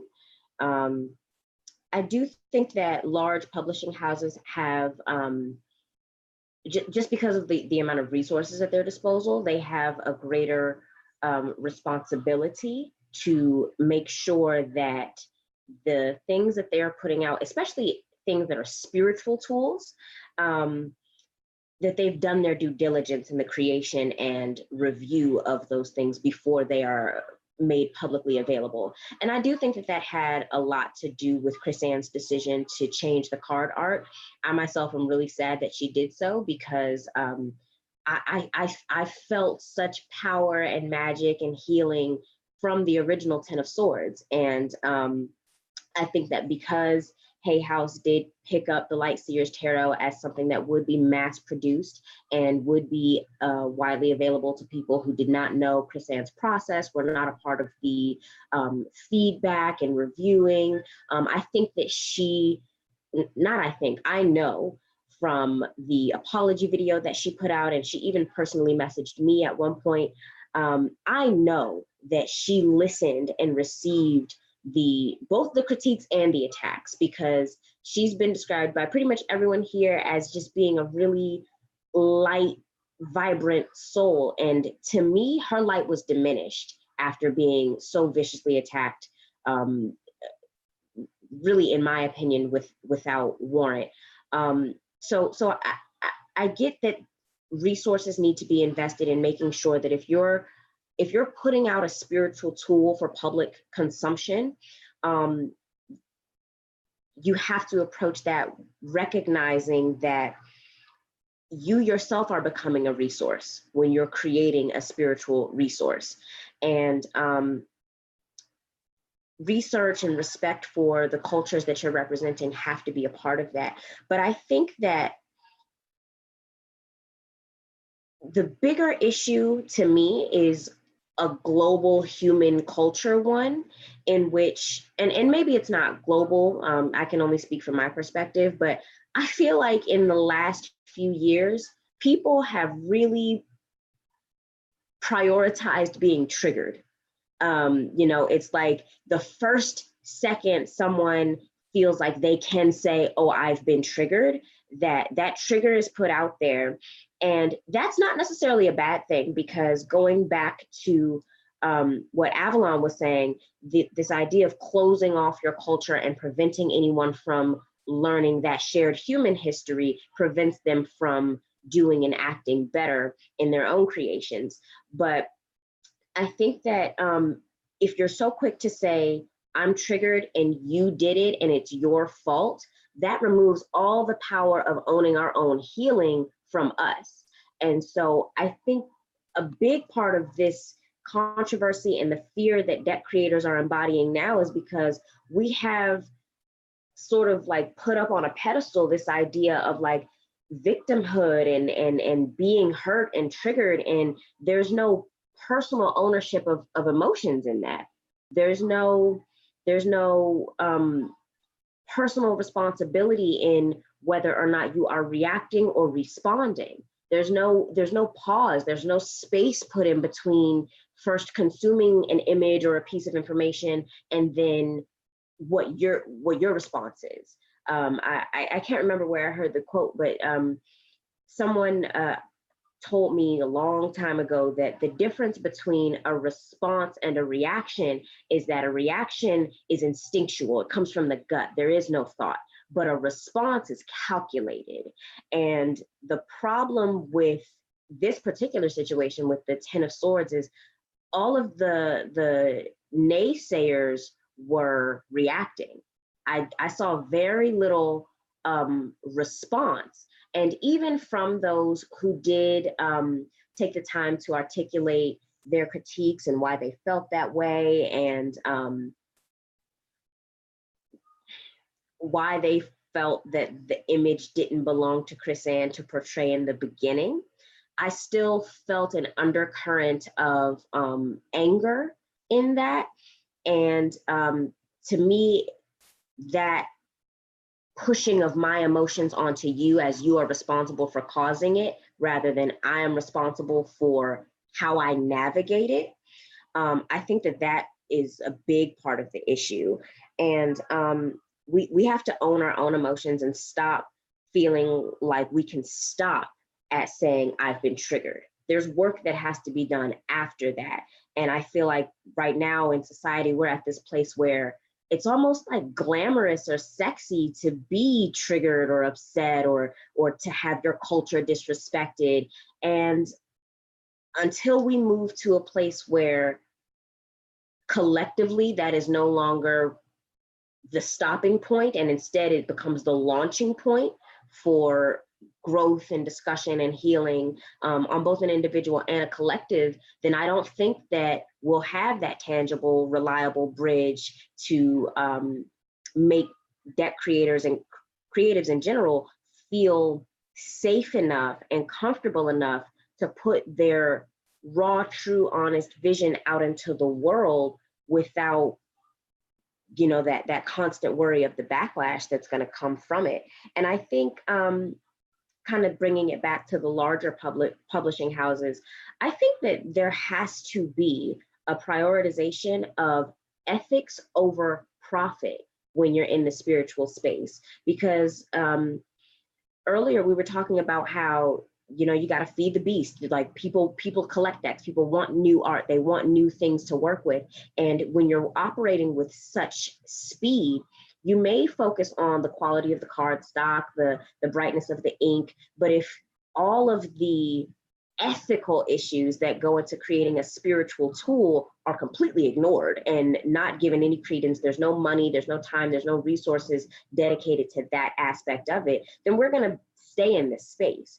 And so I think it really comes down to, with the big publishing houses, prioritizing the ethical and moral implications of producing spiritual tools for people, especially on a widely available scale.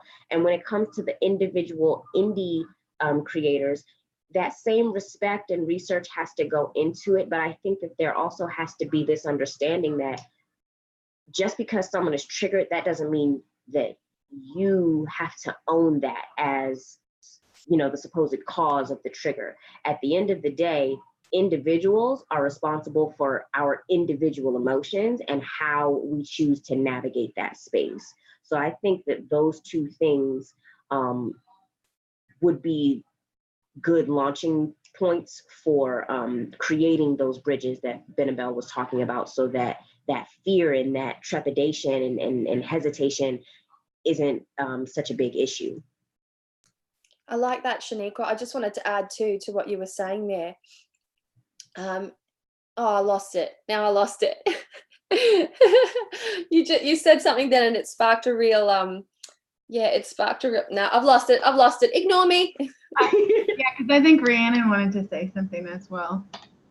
I did indeed. So I can't 100% speak for tarot, as that's not my main focus in my practice. My main focus is magical practice and cultural practice. So my mom's a witch, my grandmother's a witch, my great-grandmother's a witch. It's a hereditary practice for me. I feel what you're saying about people being triggered, Shaniqua, on so many levels, and they're right to be triggered. I posted a photo of my mom and I in full Dia de los Muertos. We had done our faces. We were ready to go out and celebrate, and I had to take the photo down. We had so many comments about people telling us how that wasn't our celebration, that that's not who we were as South Americans, like we don't live in South America. And I was like, my mum lived in South America all her life. She was born there. My grandmother was born there. She lived in the border of Brazil and Uruguay. What do you mean she doesn't belong there? You can't tell people where they do or don't belong, and you don't get to get triggered over my culture and tell me how to practice my own belief system. But the responses that you were talking about, where there's a difference between reaction and response, I took it down out of a reaction. That was a reaction to that. My instinct was to pull it down and just not share. But my response to that was to share more often, and to share with great big capital letters and be like, don't tell me that this isn't who I am. I know who I am. I know what I practice, and I don't need confirmation from you. You're asking me to share a part of myself with you, and I'm doing so, but also respect the fact that that is a part of my practice, and that is who I am as a human. I also think in regards to the tarot, somebody was mentioning that there were a couple of unpublished decks that they weren't quite PC. They were whitewashed, sanitized. I think exploration is not a problem.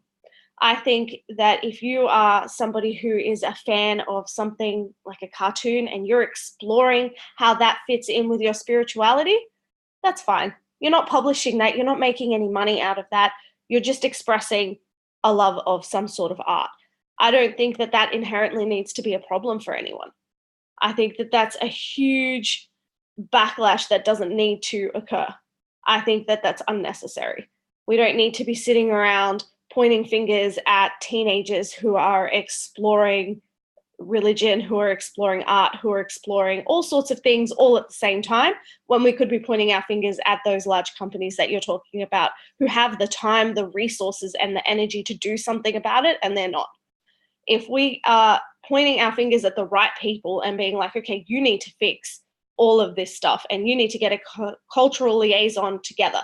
If we're getting the bigger companies to respect cultures and to organize themselves in a manner that expresses things more accurately, those young people will follow, and they will begin to express themselves adequately, and they will be able to express themselves correctly without us having to isolate them from a community.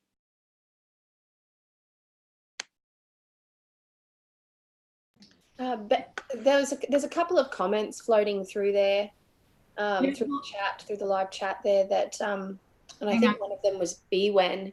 Just one second. I just wanted to check and see if Mitchell or Auset had anything to add there before we move to other questions. Sure, sure. I do have something to add. It's a sad fact that the walls and segregation already exist. Our goal moving forward is how to climb over those walls or break them down. Okay, we have to come to the realization that they do. I picked up my first deck in 1985. I teach tarot now. I have never been one that I needed to buy a deck in which I felt I saw me in the deck, if that makes any sense, right? Meaning that I don't need an outside thing, source, person to validate who I am. So any deck that I pick up, I can connect with. I appreciate Chris Ann's Ten of Swords. I still don't like the card, right? But that's a different reason. It's not her artwork, it's the response or the reaction that the Ten of Swords brings out and what it represents. That's what I don't like about the Ten of Swords. And this is any Ten of Swords card across the board, because it reminds me of the ugliness of humanity, right? Okay. So again, the walls, I think we have to figure out why is it we become so offended and defensive about our square footage that we occupy on this planet, right? And how Allora found me, and this is something that I've noticed myself doing, that before I have to give an explanation of something, I find myself taking a deep breath so that I am not responding in kind to what is being thrown my way. And if you are in that Facebook group, then you saw the dialogue and you saw my own reaction to all of that. I mean, I could have gone in and battled and I would not have come, no one would have walked away with peace, right? So I always try to take these adverse situations and try to make them learning moments, okay? I am learning. I am a perpetual student. We are not going to get this right the first time out of the gate, but we do have to look at what exactly we are dealing with. The need for us to feel like I need to have a deck that shows me in it. What is that all about, right? That's a personal thing. You know, the first deck,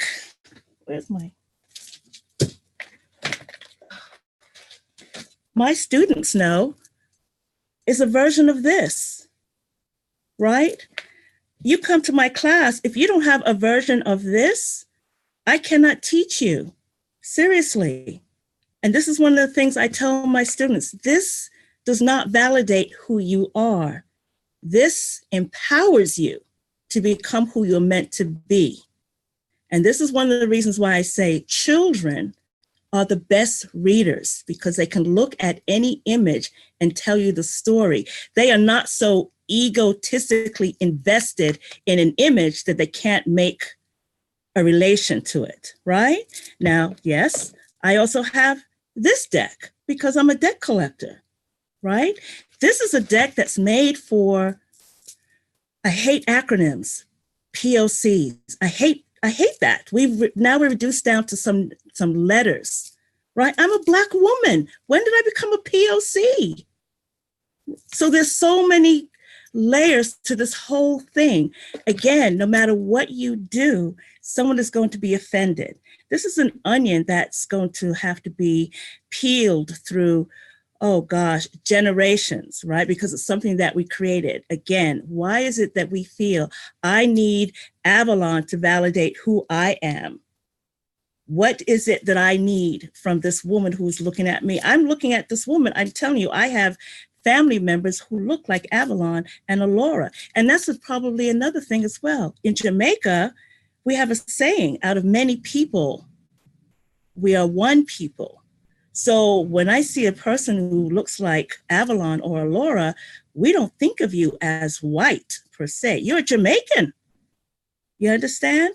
So that's another bridge that has to be crossed as well. So I just feel that maybe that is something that happens here in the diaspora. Frankly, being a Caribbean woman, I just think that sometimes we have too much damn time on our hands, okay? For us to be so fixated on, these people are artists. This is art. For thousands of years, human beings have expressed art from their own experience. You understand me? Why? You know, the Queen of Wands. Why is this different? Why should someone take offense to this Queen of Wands? She's standing with a cat. Would someone be offended because she's not sitting on a throne? Because she's not Caucasian? It's how you relate to the deck. You have to find this thing within you so that you can make the connection. And I think that in trying to make a deck diverse, that's the problem. You want to make the deck inclusive, that could be a problem as well, because I always point this out. Sometimes I feel like a deck will throw in one card because it's like, oh, we forgot to throw somebody in there. And then that's when it becomes insulting. I don't buy decks to see, oh my gosh, if I'm included in that deck, because 99% of the time, you don't know that until you spent your $30, $40, $50, right? So you want to turn this around, I'm telling you, pack your decks up and ship them back if you're not happy with the deck. We as consumers, we have the power to say, this is unacceptable. This is not to be tolerated. We have to stop perpetuating commercialism and big companies and all of that. They're only producing what we want, what we're asking for, right? So now we want to be diverse and now we want to be inclusive. Well, how many labels and acronyms and colors? I mean, we're talking about what, 1,000 card deck? I have long nails. Someone has short nails, they're left out of it. I mean, I wear head wraps, I don't. Come on, we are getting so caught up in the minutia of things that we are missing the beauty of what this spiritual tool is supposed to be for. And for me, this is not the basis, and that could be another thing too, of my spiritual practice. It is a tool that I use to empower myself. It is a book that I can use to bring healing to other people. And I think when we forget about the use of it, then this is where we start to have issues like this. We get lost and caught up in what this deck is supposed to be doing, what this book is supposed to be doing for us, which is bringing, enlightenment and healing and upliftment to another person. I mean, many of you watching this, you have clients. I have clients who come and sit in front of me. They honestly do not care what deck I put down in front of them at all. It is not, I can't even begin to even process or think, oh my gosh, I've got a white woman sitting in front of me. I better pull out this deck. Oh my goodness gracious, I've got a Latina sitting in front of me. Maybe I better find this deck. Are you kidding me? That's not how the connection is made. So my thing is, if you have an issue reading with a deck or a pack of index cards, no matter how many ways you are represented in that deck, you're going to have an issue connecting to that deck. Does that make sense? So that's what I had to say. Yes. I was sitting here just in awe. In my brain. I want you to read to me at night. Can you just read to me at night? So just that voice. I just want you to read to me in my sick bed right now. And something you said about how the clients don't care what deck that you put in front of them. I've read for clients of every race and color and culture there is, and I've never had an issue there either. Like, there's no sign at my table that says, I can only read for people that look like me. Like, that doesn't apply, because tarot is about the art of tarot, and the tool of tarot. It encompasses the whole of the human experience, which is another reason why I love it, is because I studied anthropology, and anthropology as a discipline is exactly that. It is the study of the whole of the human experience. And so I think that tarot does that brilliantly across the board. And so, yeah, for me, it's not about, it's about incorporating the stories of different cultures and histories as well in the art, but they have to relate to the whole of the human experience. And Avalon, you had some questions that you were gathering, yes or no, or? I think they've now been sort of touched on, because it was a few people in the chat were saying that, you know, what we say we want as consumers is delivered to the publishing houses, yet they measure it against what sells, and they put out what sells. And then there was a counter to that, as if, well, if all they put out is, you know, mediocre, but that's all they put out, so, and we're collectors and we want to buy, we're going to buy the best of what they put out. And so I think it's a perpetuation of cycle, but I think Auset actually spoke of that a little bit as well. So we could perhaps move on from that aspect a little. Well, I had another question. This was from Anna, and she actually sent it to my Facebook Messenger because it got lost in the chat stream. Hang on, my Anna? Yes, your Anna. She's not mine. I don't own people. But yes, you're lovely artist. She wants to know, she says, tarot creators show their art online as they are creating, so that people can chime in and give ideas and feedback. We want to know if this works or not. This usually takes years.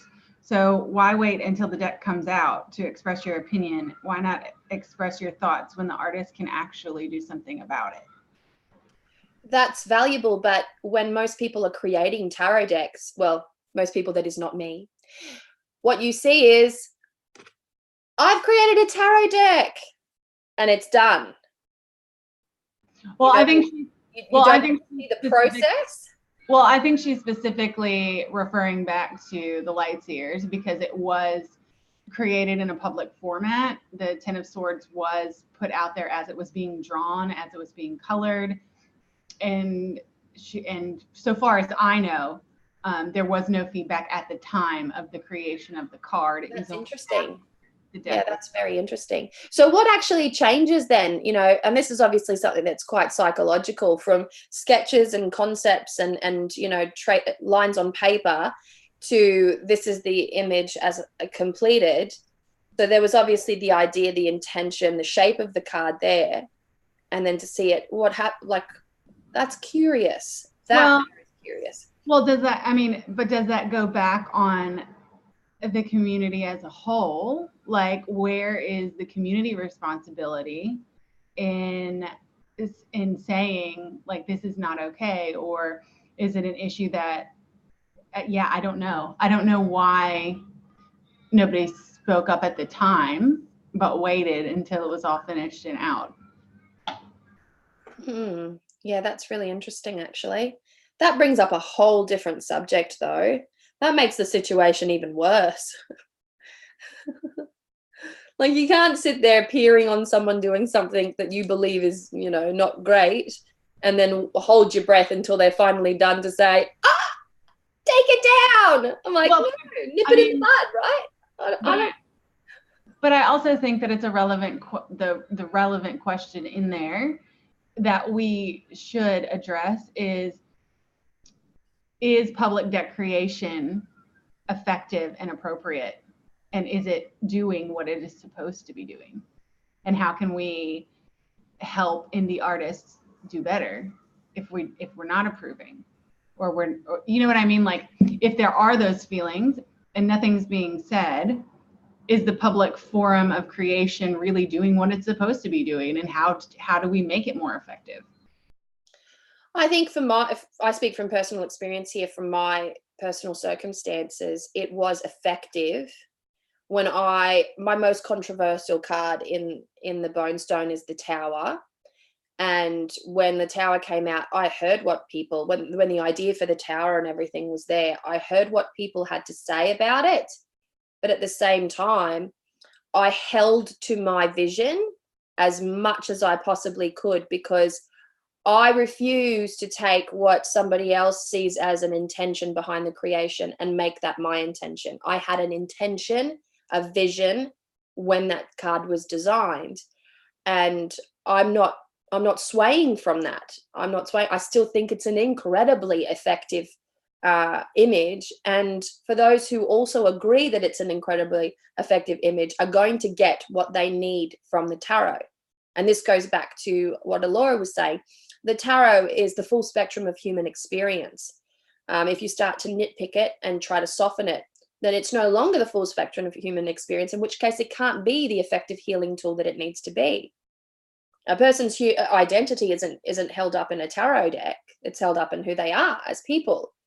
And what I was saying, looking for yourself in a card, in a deck, I should say, it's going to serve you no great no great reward, because every card is a reflection of who you are. It doesn't matter what color the image is. It doesn't matter what culture the image is. You know, it is the full spectrum of human experience as seen through the creator's lens. And looking for yourself, placing yourself in that deck, it's egotistical to do so. Take the deck for what it is. It's a functional healing tool. And I don't need to see myself in my aspirin for that aspirin to be effective on me. You know, I'm going to take that aspirin and it's going to work. But I guarantee I'm not going to be holding that packet going, I really don't see myself. I don't feel like I'm culturally or gender-wise represented in this aspirin. So I'm going to complain about. I mean, that's not what it's all about, right? It's a silly metaphor. I understand that, but it's not what it's all about. And I think that when you start to make tarot about that, it doesn't have me in there. I can't feel myself in there. Then don't buy the fucking deck. Buy another deck. There's so many out there. There's thousands, hundreds of thousands of tarot deck. Aren't we lucky as tarot collectors that there is such a variety of tarot deck out there? I mean, that's a beautiful thing. And if we all start to make tarot decks look exactly the fucking same, then there goes the beauty of collecting. I'm not going to want to buy any more decks. If every single tarot deck on the shelf is exactly the same, that follows the exact same structure. Tarot already has a structure at 78 cards, major arcana, minor arcana, earth, air, fire, water. Leave it at that. Don't try to add anything more to that, because it's just going to get complicated. I accept the the odd random card here and there and how people will build on the tarot. That's fine. But seeking to create mirrors. Tarot is not about mirroring your physicality or your culture. It's about mirroring your human experience, your soulful spiritual experience. You will find pain in the tarot.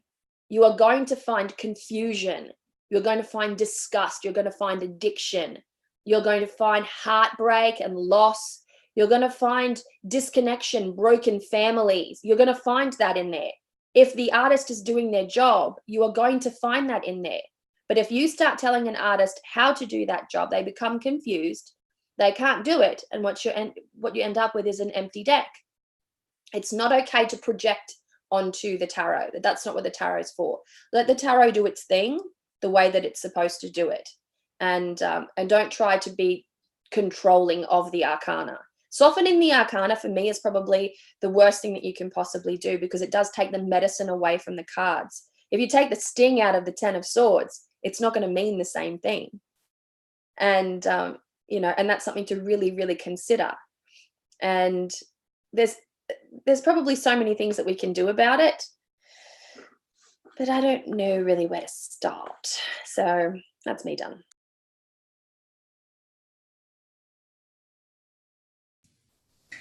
I think it does begin here with us not being afraid to talk, right? This is not something that has happened before.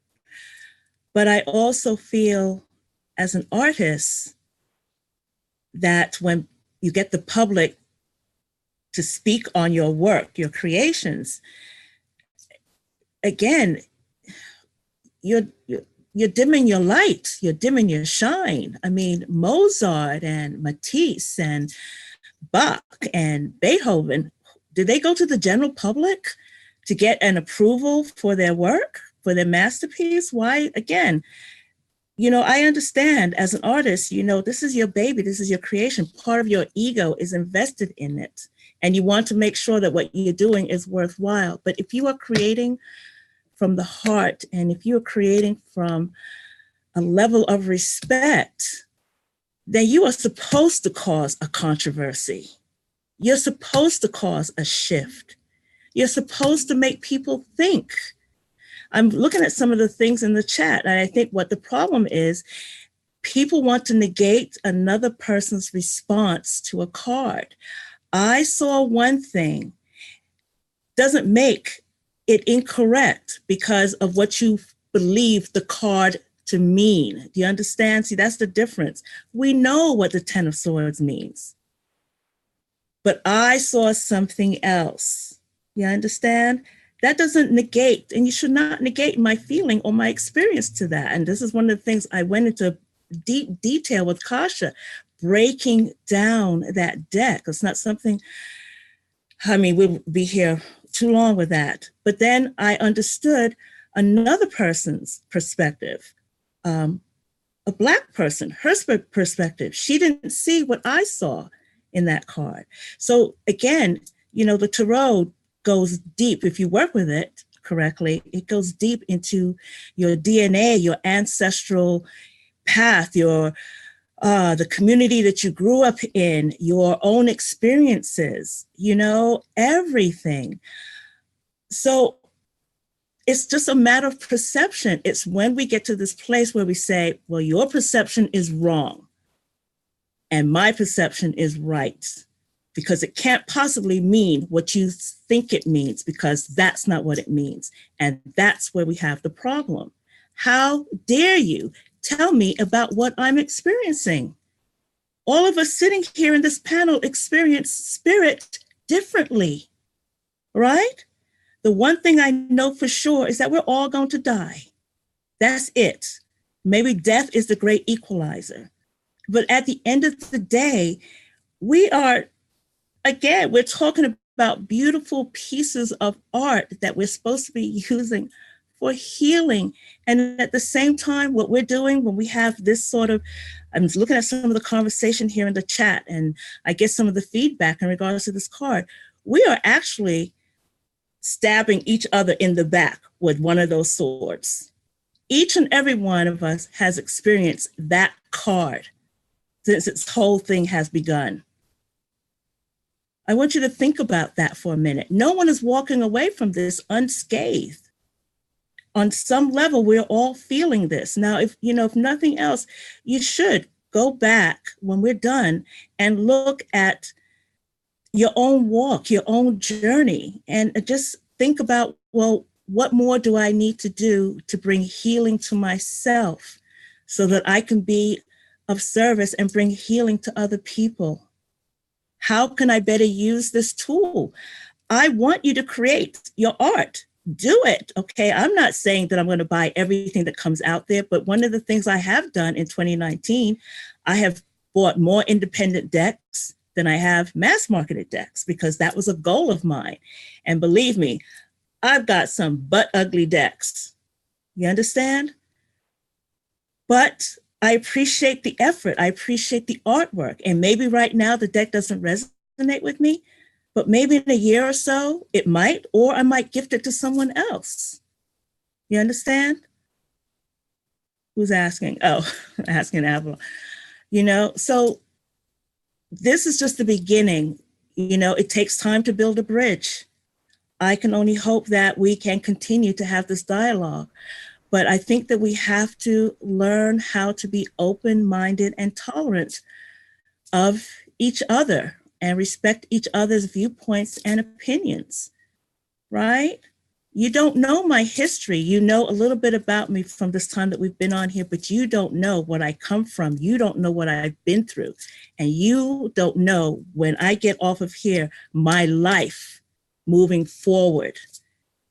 And for many of my clients, this gives them energy and power to make it through to the next day. And that's all I'm asking, is that we be a little bit more kind to each other, a little bit more respectful of each other. There is no wrong way. This is the beauty of humankind. I mean, you know, whatever you believe in, if it was to be, what is that word? Homogenized, then we would all look the same, think the same, be the same, and maybe this wouldn't be an issue. There's a reason why the creator or the creatrix or God, the goddess, created so many of us. Our experience, we get to, as tarot collectors, readers, we get to experience this in our way. You know, and I think that our job moving forward is to use this tool to I don't know, bring a bit more love and compassion to the world at large. We have to think about the originations of this deck. You want to go back to that time where those of us who are sitting here now wouldn't even have access to this, right? So, you know, allow the artist to create, because they're tapping into a part of the, I guess you could say, the collective well that I'm not tapping into. So I want to see their expression of spirit. I want to pay respect to that. I want to honor it. I'm not going to say that I'm going to like everything, but, you know, we can't judge them poorly because they wanted to express their experience in their way, as long as it's done with a level of respect. But then again, as I said, as an artist, if you are not causing a shift, a shakeup, a movement, something, then honey, you haven't dug deep enough. You haven't. And with that, I'm complete.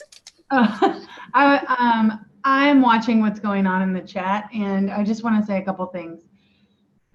First of all, before Miss Auset agreed to do this panel, I had to answer some pretty hard questions in an email, and I was like, oh, okay. So I sat down and thought about it. So your question of where those that object to the deck being on the panel, this wasn't first of all, this isn't a panel that we wanted to have like this super heated discussion where everybody got emotional and started yelling at each other, because guess what? That doesn't help like move things forward. It doesn't help. It certainly can be your reaction, and we can all hold space for that. But we wanted to be productive in our discussion, and I think that we have accomplished that and are accomplishing that. And as far as people that objected to the imagery in the deck, there was someone who had agreed to be on the panel, but she is in the UK, and I believe it's like 2 a.m. for her. So I was a little iffy if she would make it or not, but she didn't make it. But she was supposed to be here, and she is actually a well-known activist in the UK for protesting and things like that, as far as racial issues are concerned. She's been interviewed in magazines and on television. So yeah, she was supposed to be here as well. But I don't think that, I find it interesting too, because I did see some of the big objectors, and one of the things that really threw me that Shaniqua actually addressed in her Instagram very well. So I don't even think I'm going to tackle that, because if you want to see it, go to Shaniqua's Instagram, which is What Shaniqua's Into, right? That's, yep. Where she places, you know, this card image next to a card image that was created by a melanated deck creator, and she is Black, and so she created a similar image, although her image was more gory. And so then you get all this, well, how come this is okay, but this is not okay. And so there's all of that on there. So it's not that we didn't talk to people who objected to the imagery of the art, because we certainly did. And yeah, they just didn't make it to the panel. So I wanted to address that as well. Yeah, and I think we can start to wrap this up because we have been on for 2 hours, and I know everybody has things to do and bedtimes to get to. But I wanted to basically let everybody have a final parting word here, and I'll go last, and then I'll sign us off. So if Shaniqua, you want to start, that'd be great. Okay. So, well, again, thank you so much for having me. I don't want to beat the dead horse, but you know, I'm not a known name in the tarot community. I don't read professionally. I don't take money for readings.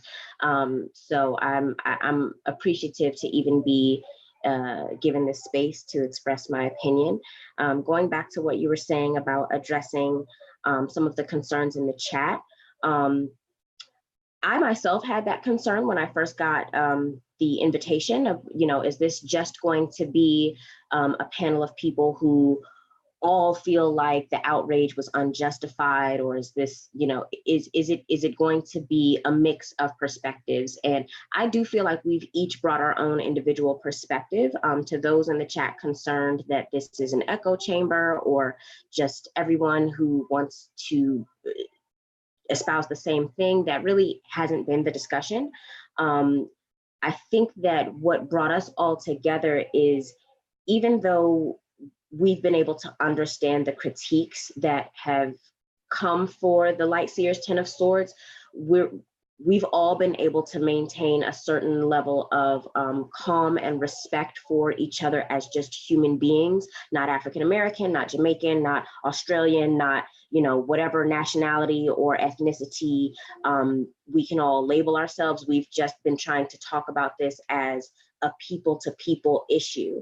And when it comes to specifically the issue of images that bring to mind the transatlantic slave trade, I understand what people were saying about if an image that brings that to mind is going to be able to be consumed by people of color who are the direct descendants of those who were brutalized by slavery. That creator of that image has a responsibility to present it with respect. But I think that where the conversation really fell apart and devolved was that lack of respect from people trying to offer critique.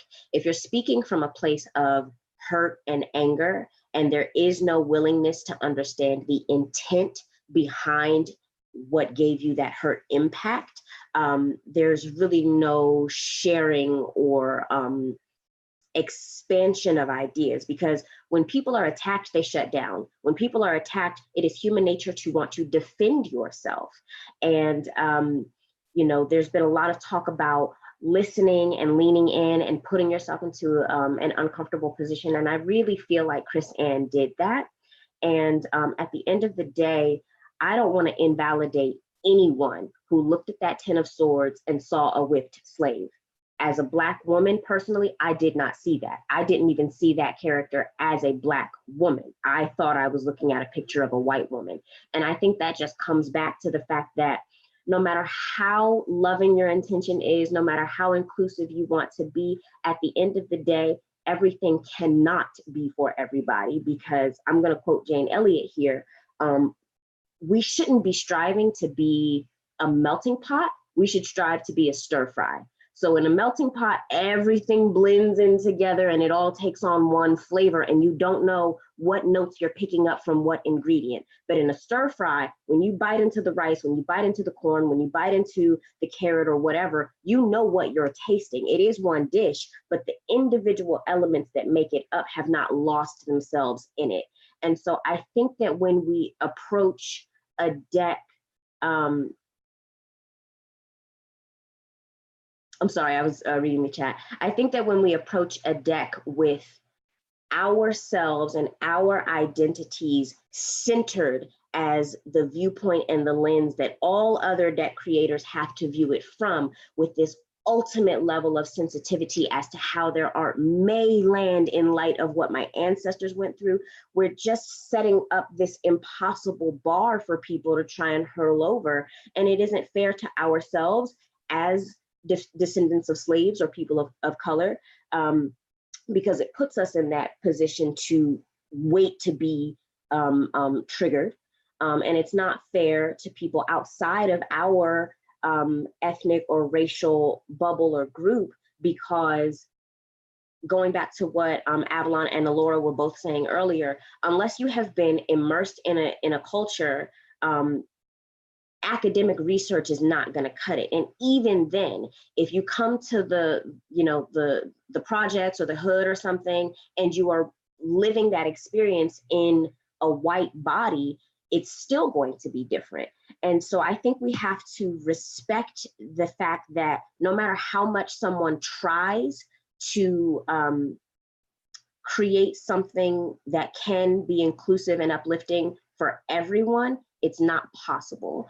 And so if we do feel misrepresented or poorly represented or triggered or attacked by someone else's art, it goes back to what I was saying before. We have the responsibility as the person feeling those feelings to respond rather than react. And I know a lot of people from my community will have an issue with owning more of that responsibility, because there's a sense of like a karmic debt that I think a lot of people in the African American community have specifically, that a lot of people feel like white people have to pay back for what was done to us.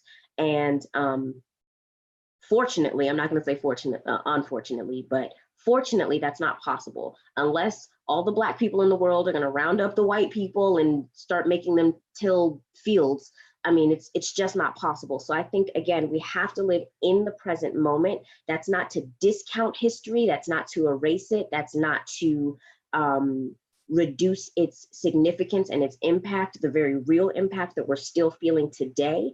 But I think instead of focusing solely on all of that, we can look at the lessons that those experiences have offered everyone impacted by them, not just whether you're a person of color or a white person. I think everybody has been negatively impacted by slavery specifically, since that was the trigger that so many people saw in that 10 of Swords. If you think about going to a lynching party down south and you're bringing your 4-year-old white son to watch a Black man be hanged, what is that teaching your child? Is that encouraging sociopathy in generations to come in the white community? Not to mention the destruction of how we see ourselves in the Black community and all of the trauma that both parties were subject to from that. So rather than say, your folks did this to my folks, and because of that, I own this image, you've triggered me, and this is a problem, and I don't need to respect you, we can put some of that responsibility back on ourselves about how we are going to direct our futures. And that's really just what I would like to leave everyone with. If that 10 of Swords really brought to mind an image of a whipped Black woman, that reaction is absolutely valid and deserves space for discussion. But I don't think that in that space and in that discussion, we have to forget that we are talking to another person who has the capacity to experience all the range of emotions that we feel. And just because you have been triggered or you have had some of your trauma brought up for you, that does not give you the right to turn around and become the traumatizer. So I would just like to leave that. And if anybody would like to follow me, like Allora was saying, I'm on Instagram at what_Shaniquas_into. So let's just all try to be respectful, even if we disagree about art or anything else. Yeah, after this, after we end this, I'm gonna I'm going to put all of y'all's links down below so that people will be able to follow you and find you. Okay, who wanted to go next? Mitchell. First of all, just thank you for being here. And I appreciate the dialogue. I appreciate, and when I say dialogue, conversations that were, met, and you could see that people were listening and communicating, not just here, but prior to this, on Instagram and things like that. And I appreciate, and I hope that this video will continue to spark more. And maybe there will be another panel of people that will join on their YouTube channel and do something similar as this as well with, in the chat room, somebody wants to see a panel that has what they're saying, maybe the opposite or the opposite viewpoint. That would be, great to see that as well.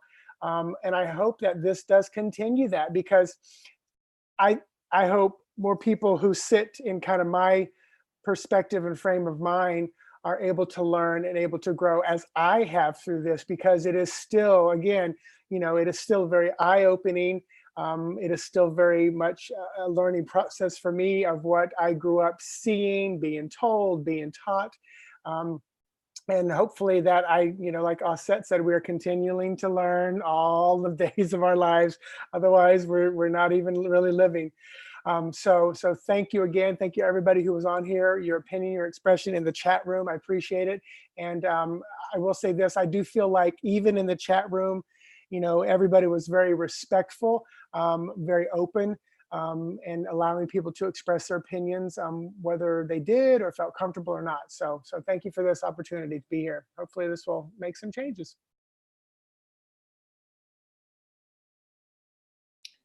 Thank you, Mitchell. And it just occurred to me that we never mentioned our beautiful soul brother Chase, who could not be here today. We haven't mentioned, and we went to Mitchell because it was like, we have had Mitchell on Spread the Switches before. He and Chase, they have like a simpatico relationship going on, which is really beautiful. So we thought of him immediately to fill the spot for Chase, who could not be with us. And Chase would have made a tremendous contribution to this conversation as well, but he is a slave to the man at the moment. He had to work, so he couldn't be here. So since I'm already speaking, I'll do my sign off. I really appreciated getting to know each and every one of you on the panel. Auset, I know you as oyasgirl, and I found you because Oya is my fiancée. And of course, I'm like, oh, I must know this woman. And so I found you some time ago on YouTube, and I've always really thoroughly enjoyed what you've had to say. You have just the most delicious voice, and I could just listen to you, just that calm, soothing, reminds me of my lovely relatives. So and Shaniqua, this is the first time, I think I might have stumbled across you on Instagram, maybe through a live. Do you do lives on Instagram? It just pops up. Anyway, long story short, I appreciate I did I did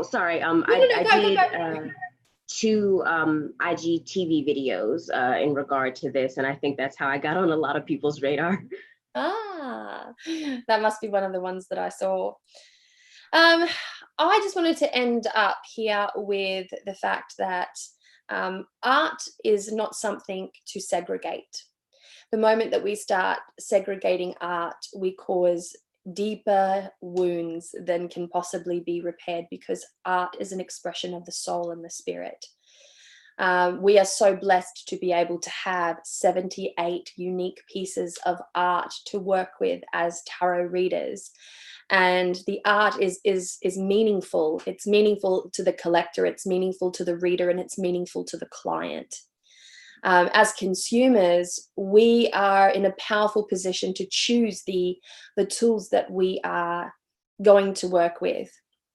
And that choice of tool comes down to the art, that which we are able to see, and sometimes in the faith that we might only be able to see like 5 or 6 examples of cards, and if one hits the mark, then we go ahead and we purchase that, and the rest is like a delicious mystery and a surprise. But we are in such a wonderful position to be, to be strong voices in the way that we choose to collect, that we choose to consume tarot decks, collect them and create them, and it's just such a wonderful industry.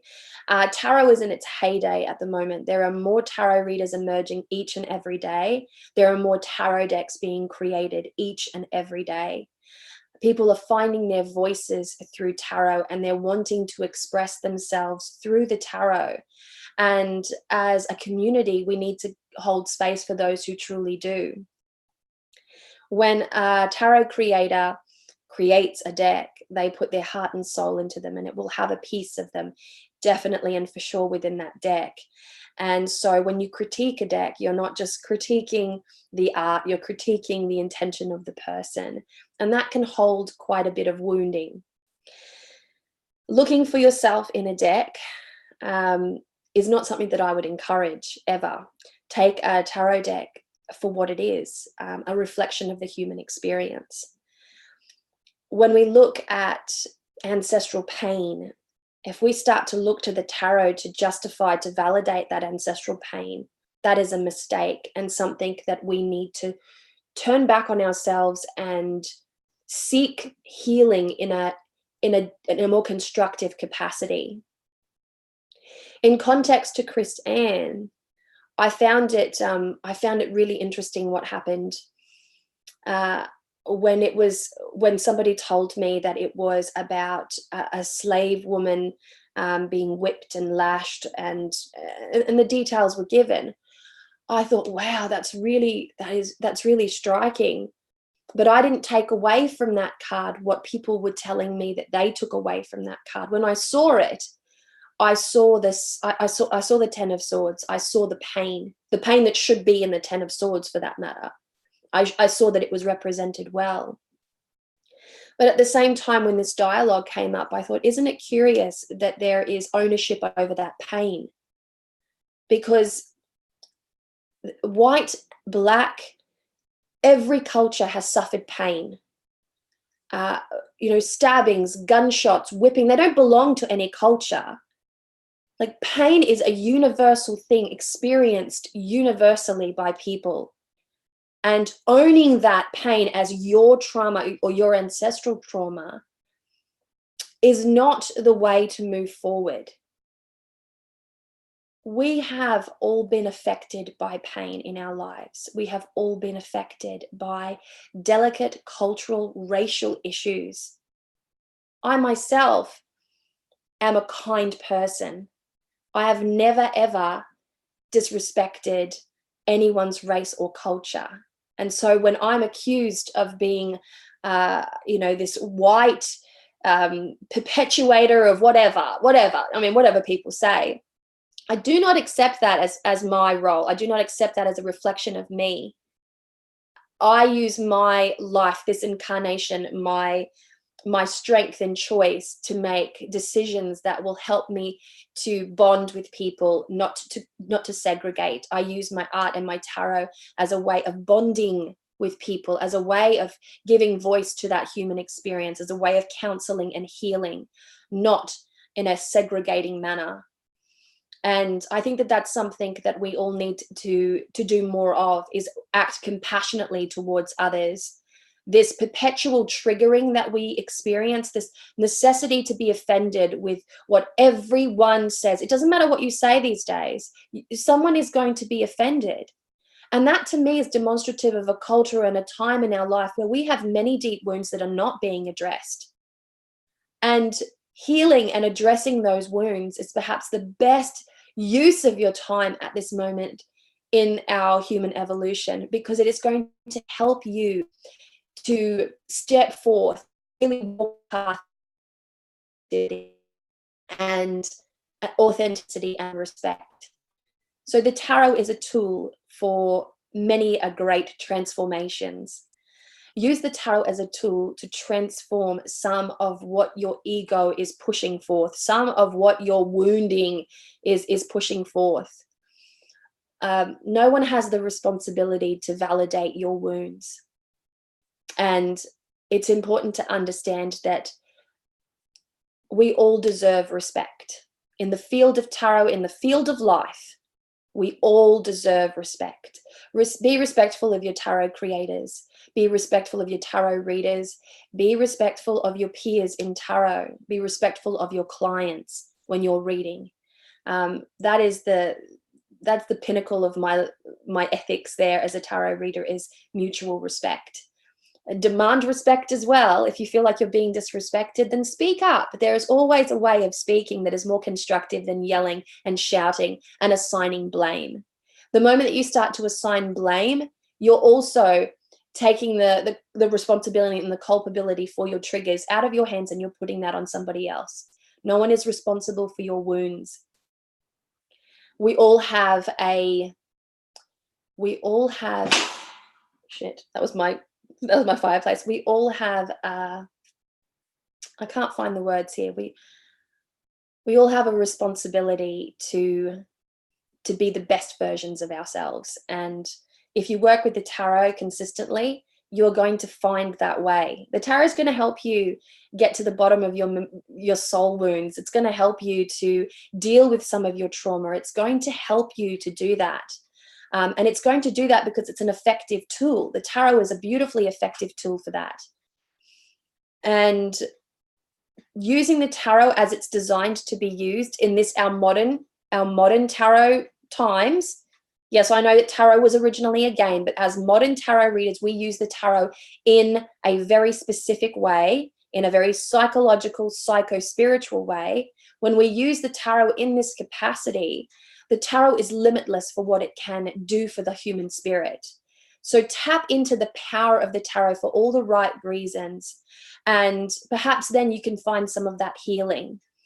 And so I just wanted to say thank you to everyone who spoke up on very sensitive subjects. These are very sensitive subjects. I myself didn't feel confident in articulating myself well at all. I didn't know. I'm in Australia and I'm from Brazil, and the things that you can say about race and culture in Australia are very different in various other countries. So I did not know that if anything that I said here, even being respectful to the ways here in Australia, if it would be received well.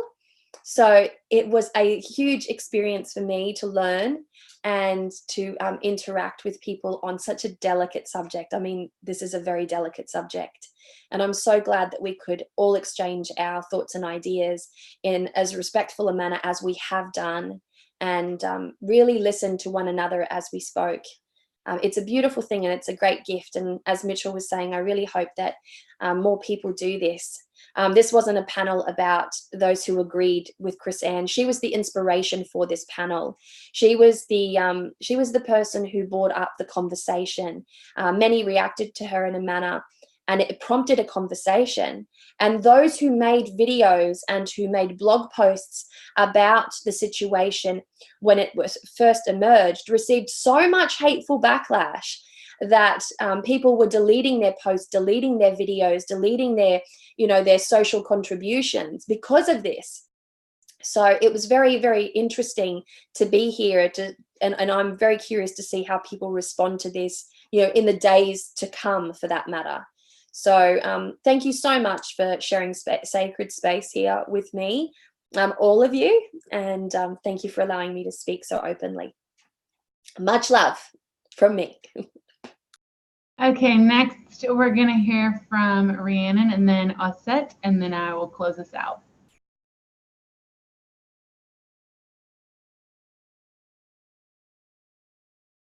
Had to find my unmute button. Sorry, guys. Looking for it is difficult when you're listening so intently for so long. Thank you, firstly, for everyone having me here and allowing me to speak with the little knowledge that I have. I feel that my tarot knowledge is nowhere near as wonderful and widely understood as everybody else's. So it really, really made me feel good to sit and listen and to be in contact with some amazing people with great thoughts on things. I really enjoyed listening to everyone's discussions and their thought processes on things. And I think if anything to take away from it, I feel like this was supposed to be a discussion about a multitude of different things, and I think we did that really well. It doesn't serve anyone to focus down on one issue, one problem, one card in one deck, and just talk about that constantly, because that's not the point of this. The point was not to look at this one card and spend 2 hours discussing this card. The point was to discuss how all of tarot is culturally diverse or not culturally diverse, how we walk, how we bridge, how we have those conversations with one another. That was the point of this conversation. And I feel like we've done a really good job of staying respectful as a panel. We've answered as many questions as we can. And what we should be taking away from this is connections. We're making connections worldwide. We're making connections with the people in the comments. We're learning about each other and the things that are being said. We can't all claim to be experts at everything. And I think that that is where our problem lies, when we decide that we have become the expert. We are the only person who can speak on race. We are the only person who can speak on this card. We are the only person who can speak at this table. No, everybody can speak at this table. Mitchell has every right to speak at this table as a man. Just because he is a man doesn't mean that he doesn't have the right to speak at this table. He has the right to listen at our table because he's here and he's showing up. So I think it's really important that we take that away from this. Everyone who's here has showed up for a reason.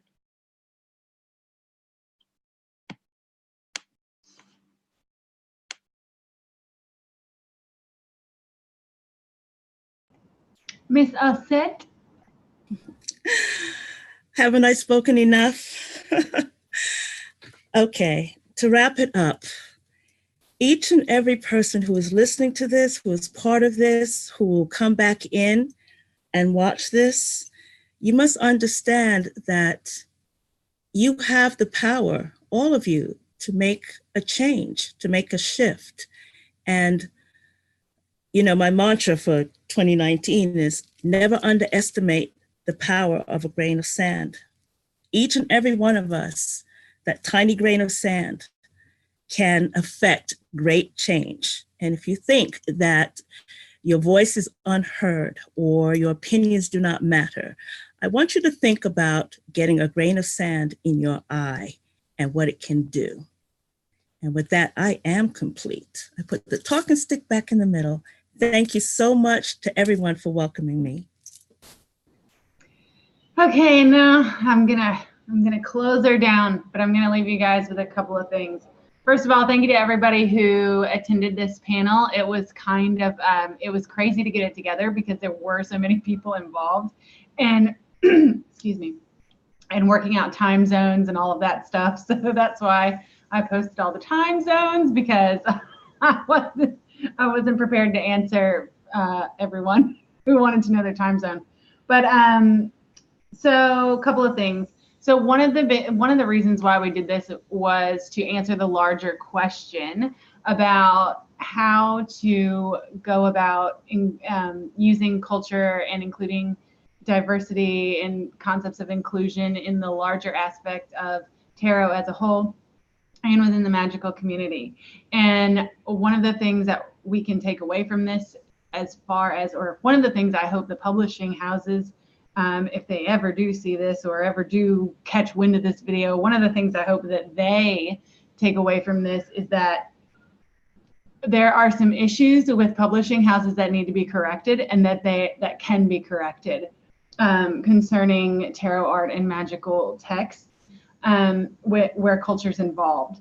Some of the ideas that were brought to the forefront would be stuff like cultural liaisons, to work with tarot artists and creators and book writers so that they do have actual knowledge of that culture that they're trying to incorporate. Other things that were brought up were educational classes or even cultural immersion experiences.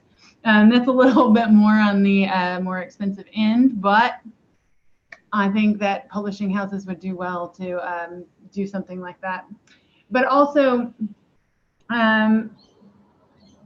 we did, we did do this discussion knowing that it was a landmine and that not everyone was going to be on board about the way we ran it or who we had on the panel or, anything like that. And so, we went into this knowing that, but I think that it speaks volumes that just because the masses aren't agreeing with the way that you carry out something doesn't mean that you have to back down. Because there were many times in getting this panel together where I was like, should we do this? Should we not do this? Oh my God, what are we doing? Is this going to result in people screaming at me? Is this going to result in, just another explosion? Because that wouldn't be good either. So the whole point of this was to be productive and to have a dialogue instead of an argument or a screaming back and forth or an emotionally heated debate. And I think we've done that well. As consumerists, we have a responsibility as to what we buy. So if you see something in a deck or a book that you don't agree with, you don't have to buy that tool or that product. So that's something that you have control over, whether an artist creates something you like or don't like. You still have the control about whether or not you aim to purchase that spiritual tool. And I think that needs to come back to also the publishing houses, because we're the ones that consume what they produce. And so if we don't change our behavior as consumers, they're not going to change their behavior as publishers.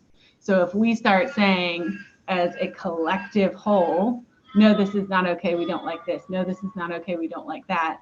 Then they aren't going to stop producing them. So we need to take that on as well. And as far as indie creators are concerned, when decks are created publicly and they're created card by card in a public forum, and you have the opportunity to speak up about something that you don't like, speak up then, because it's, as a deck creator or as an individual, you can't individually talk to everyone else. So there may be opinions that you haven't heard of, or that people that you haven't talked to that might dissent or disagree with what you're doing. But if it's in a public forum and they're asking for your feedback, give it to them.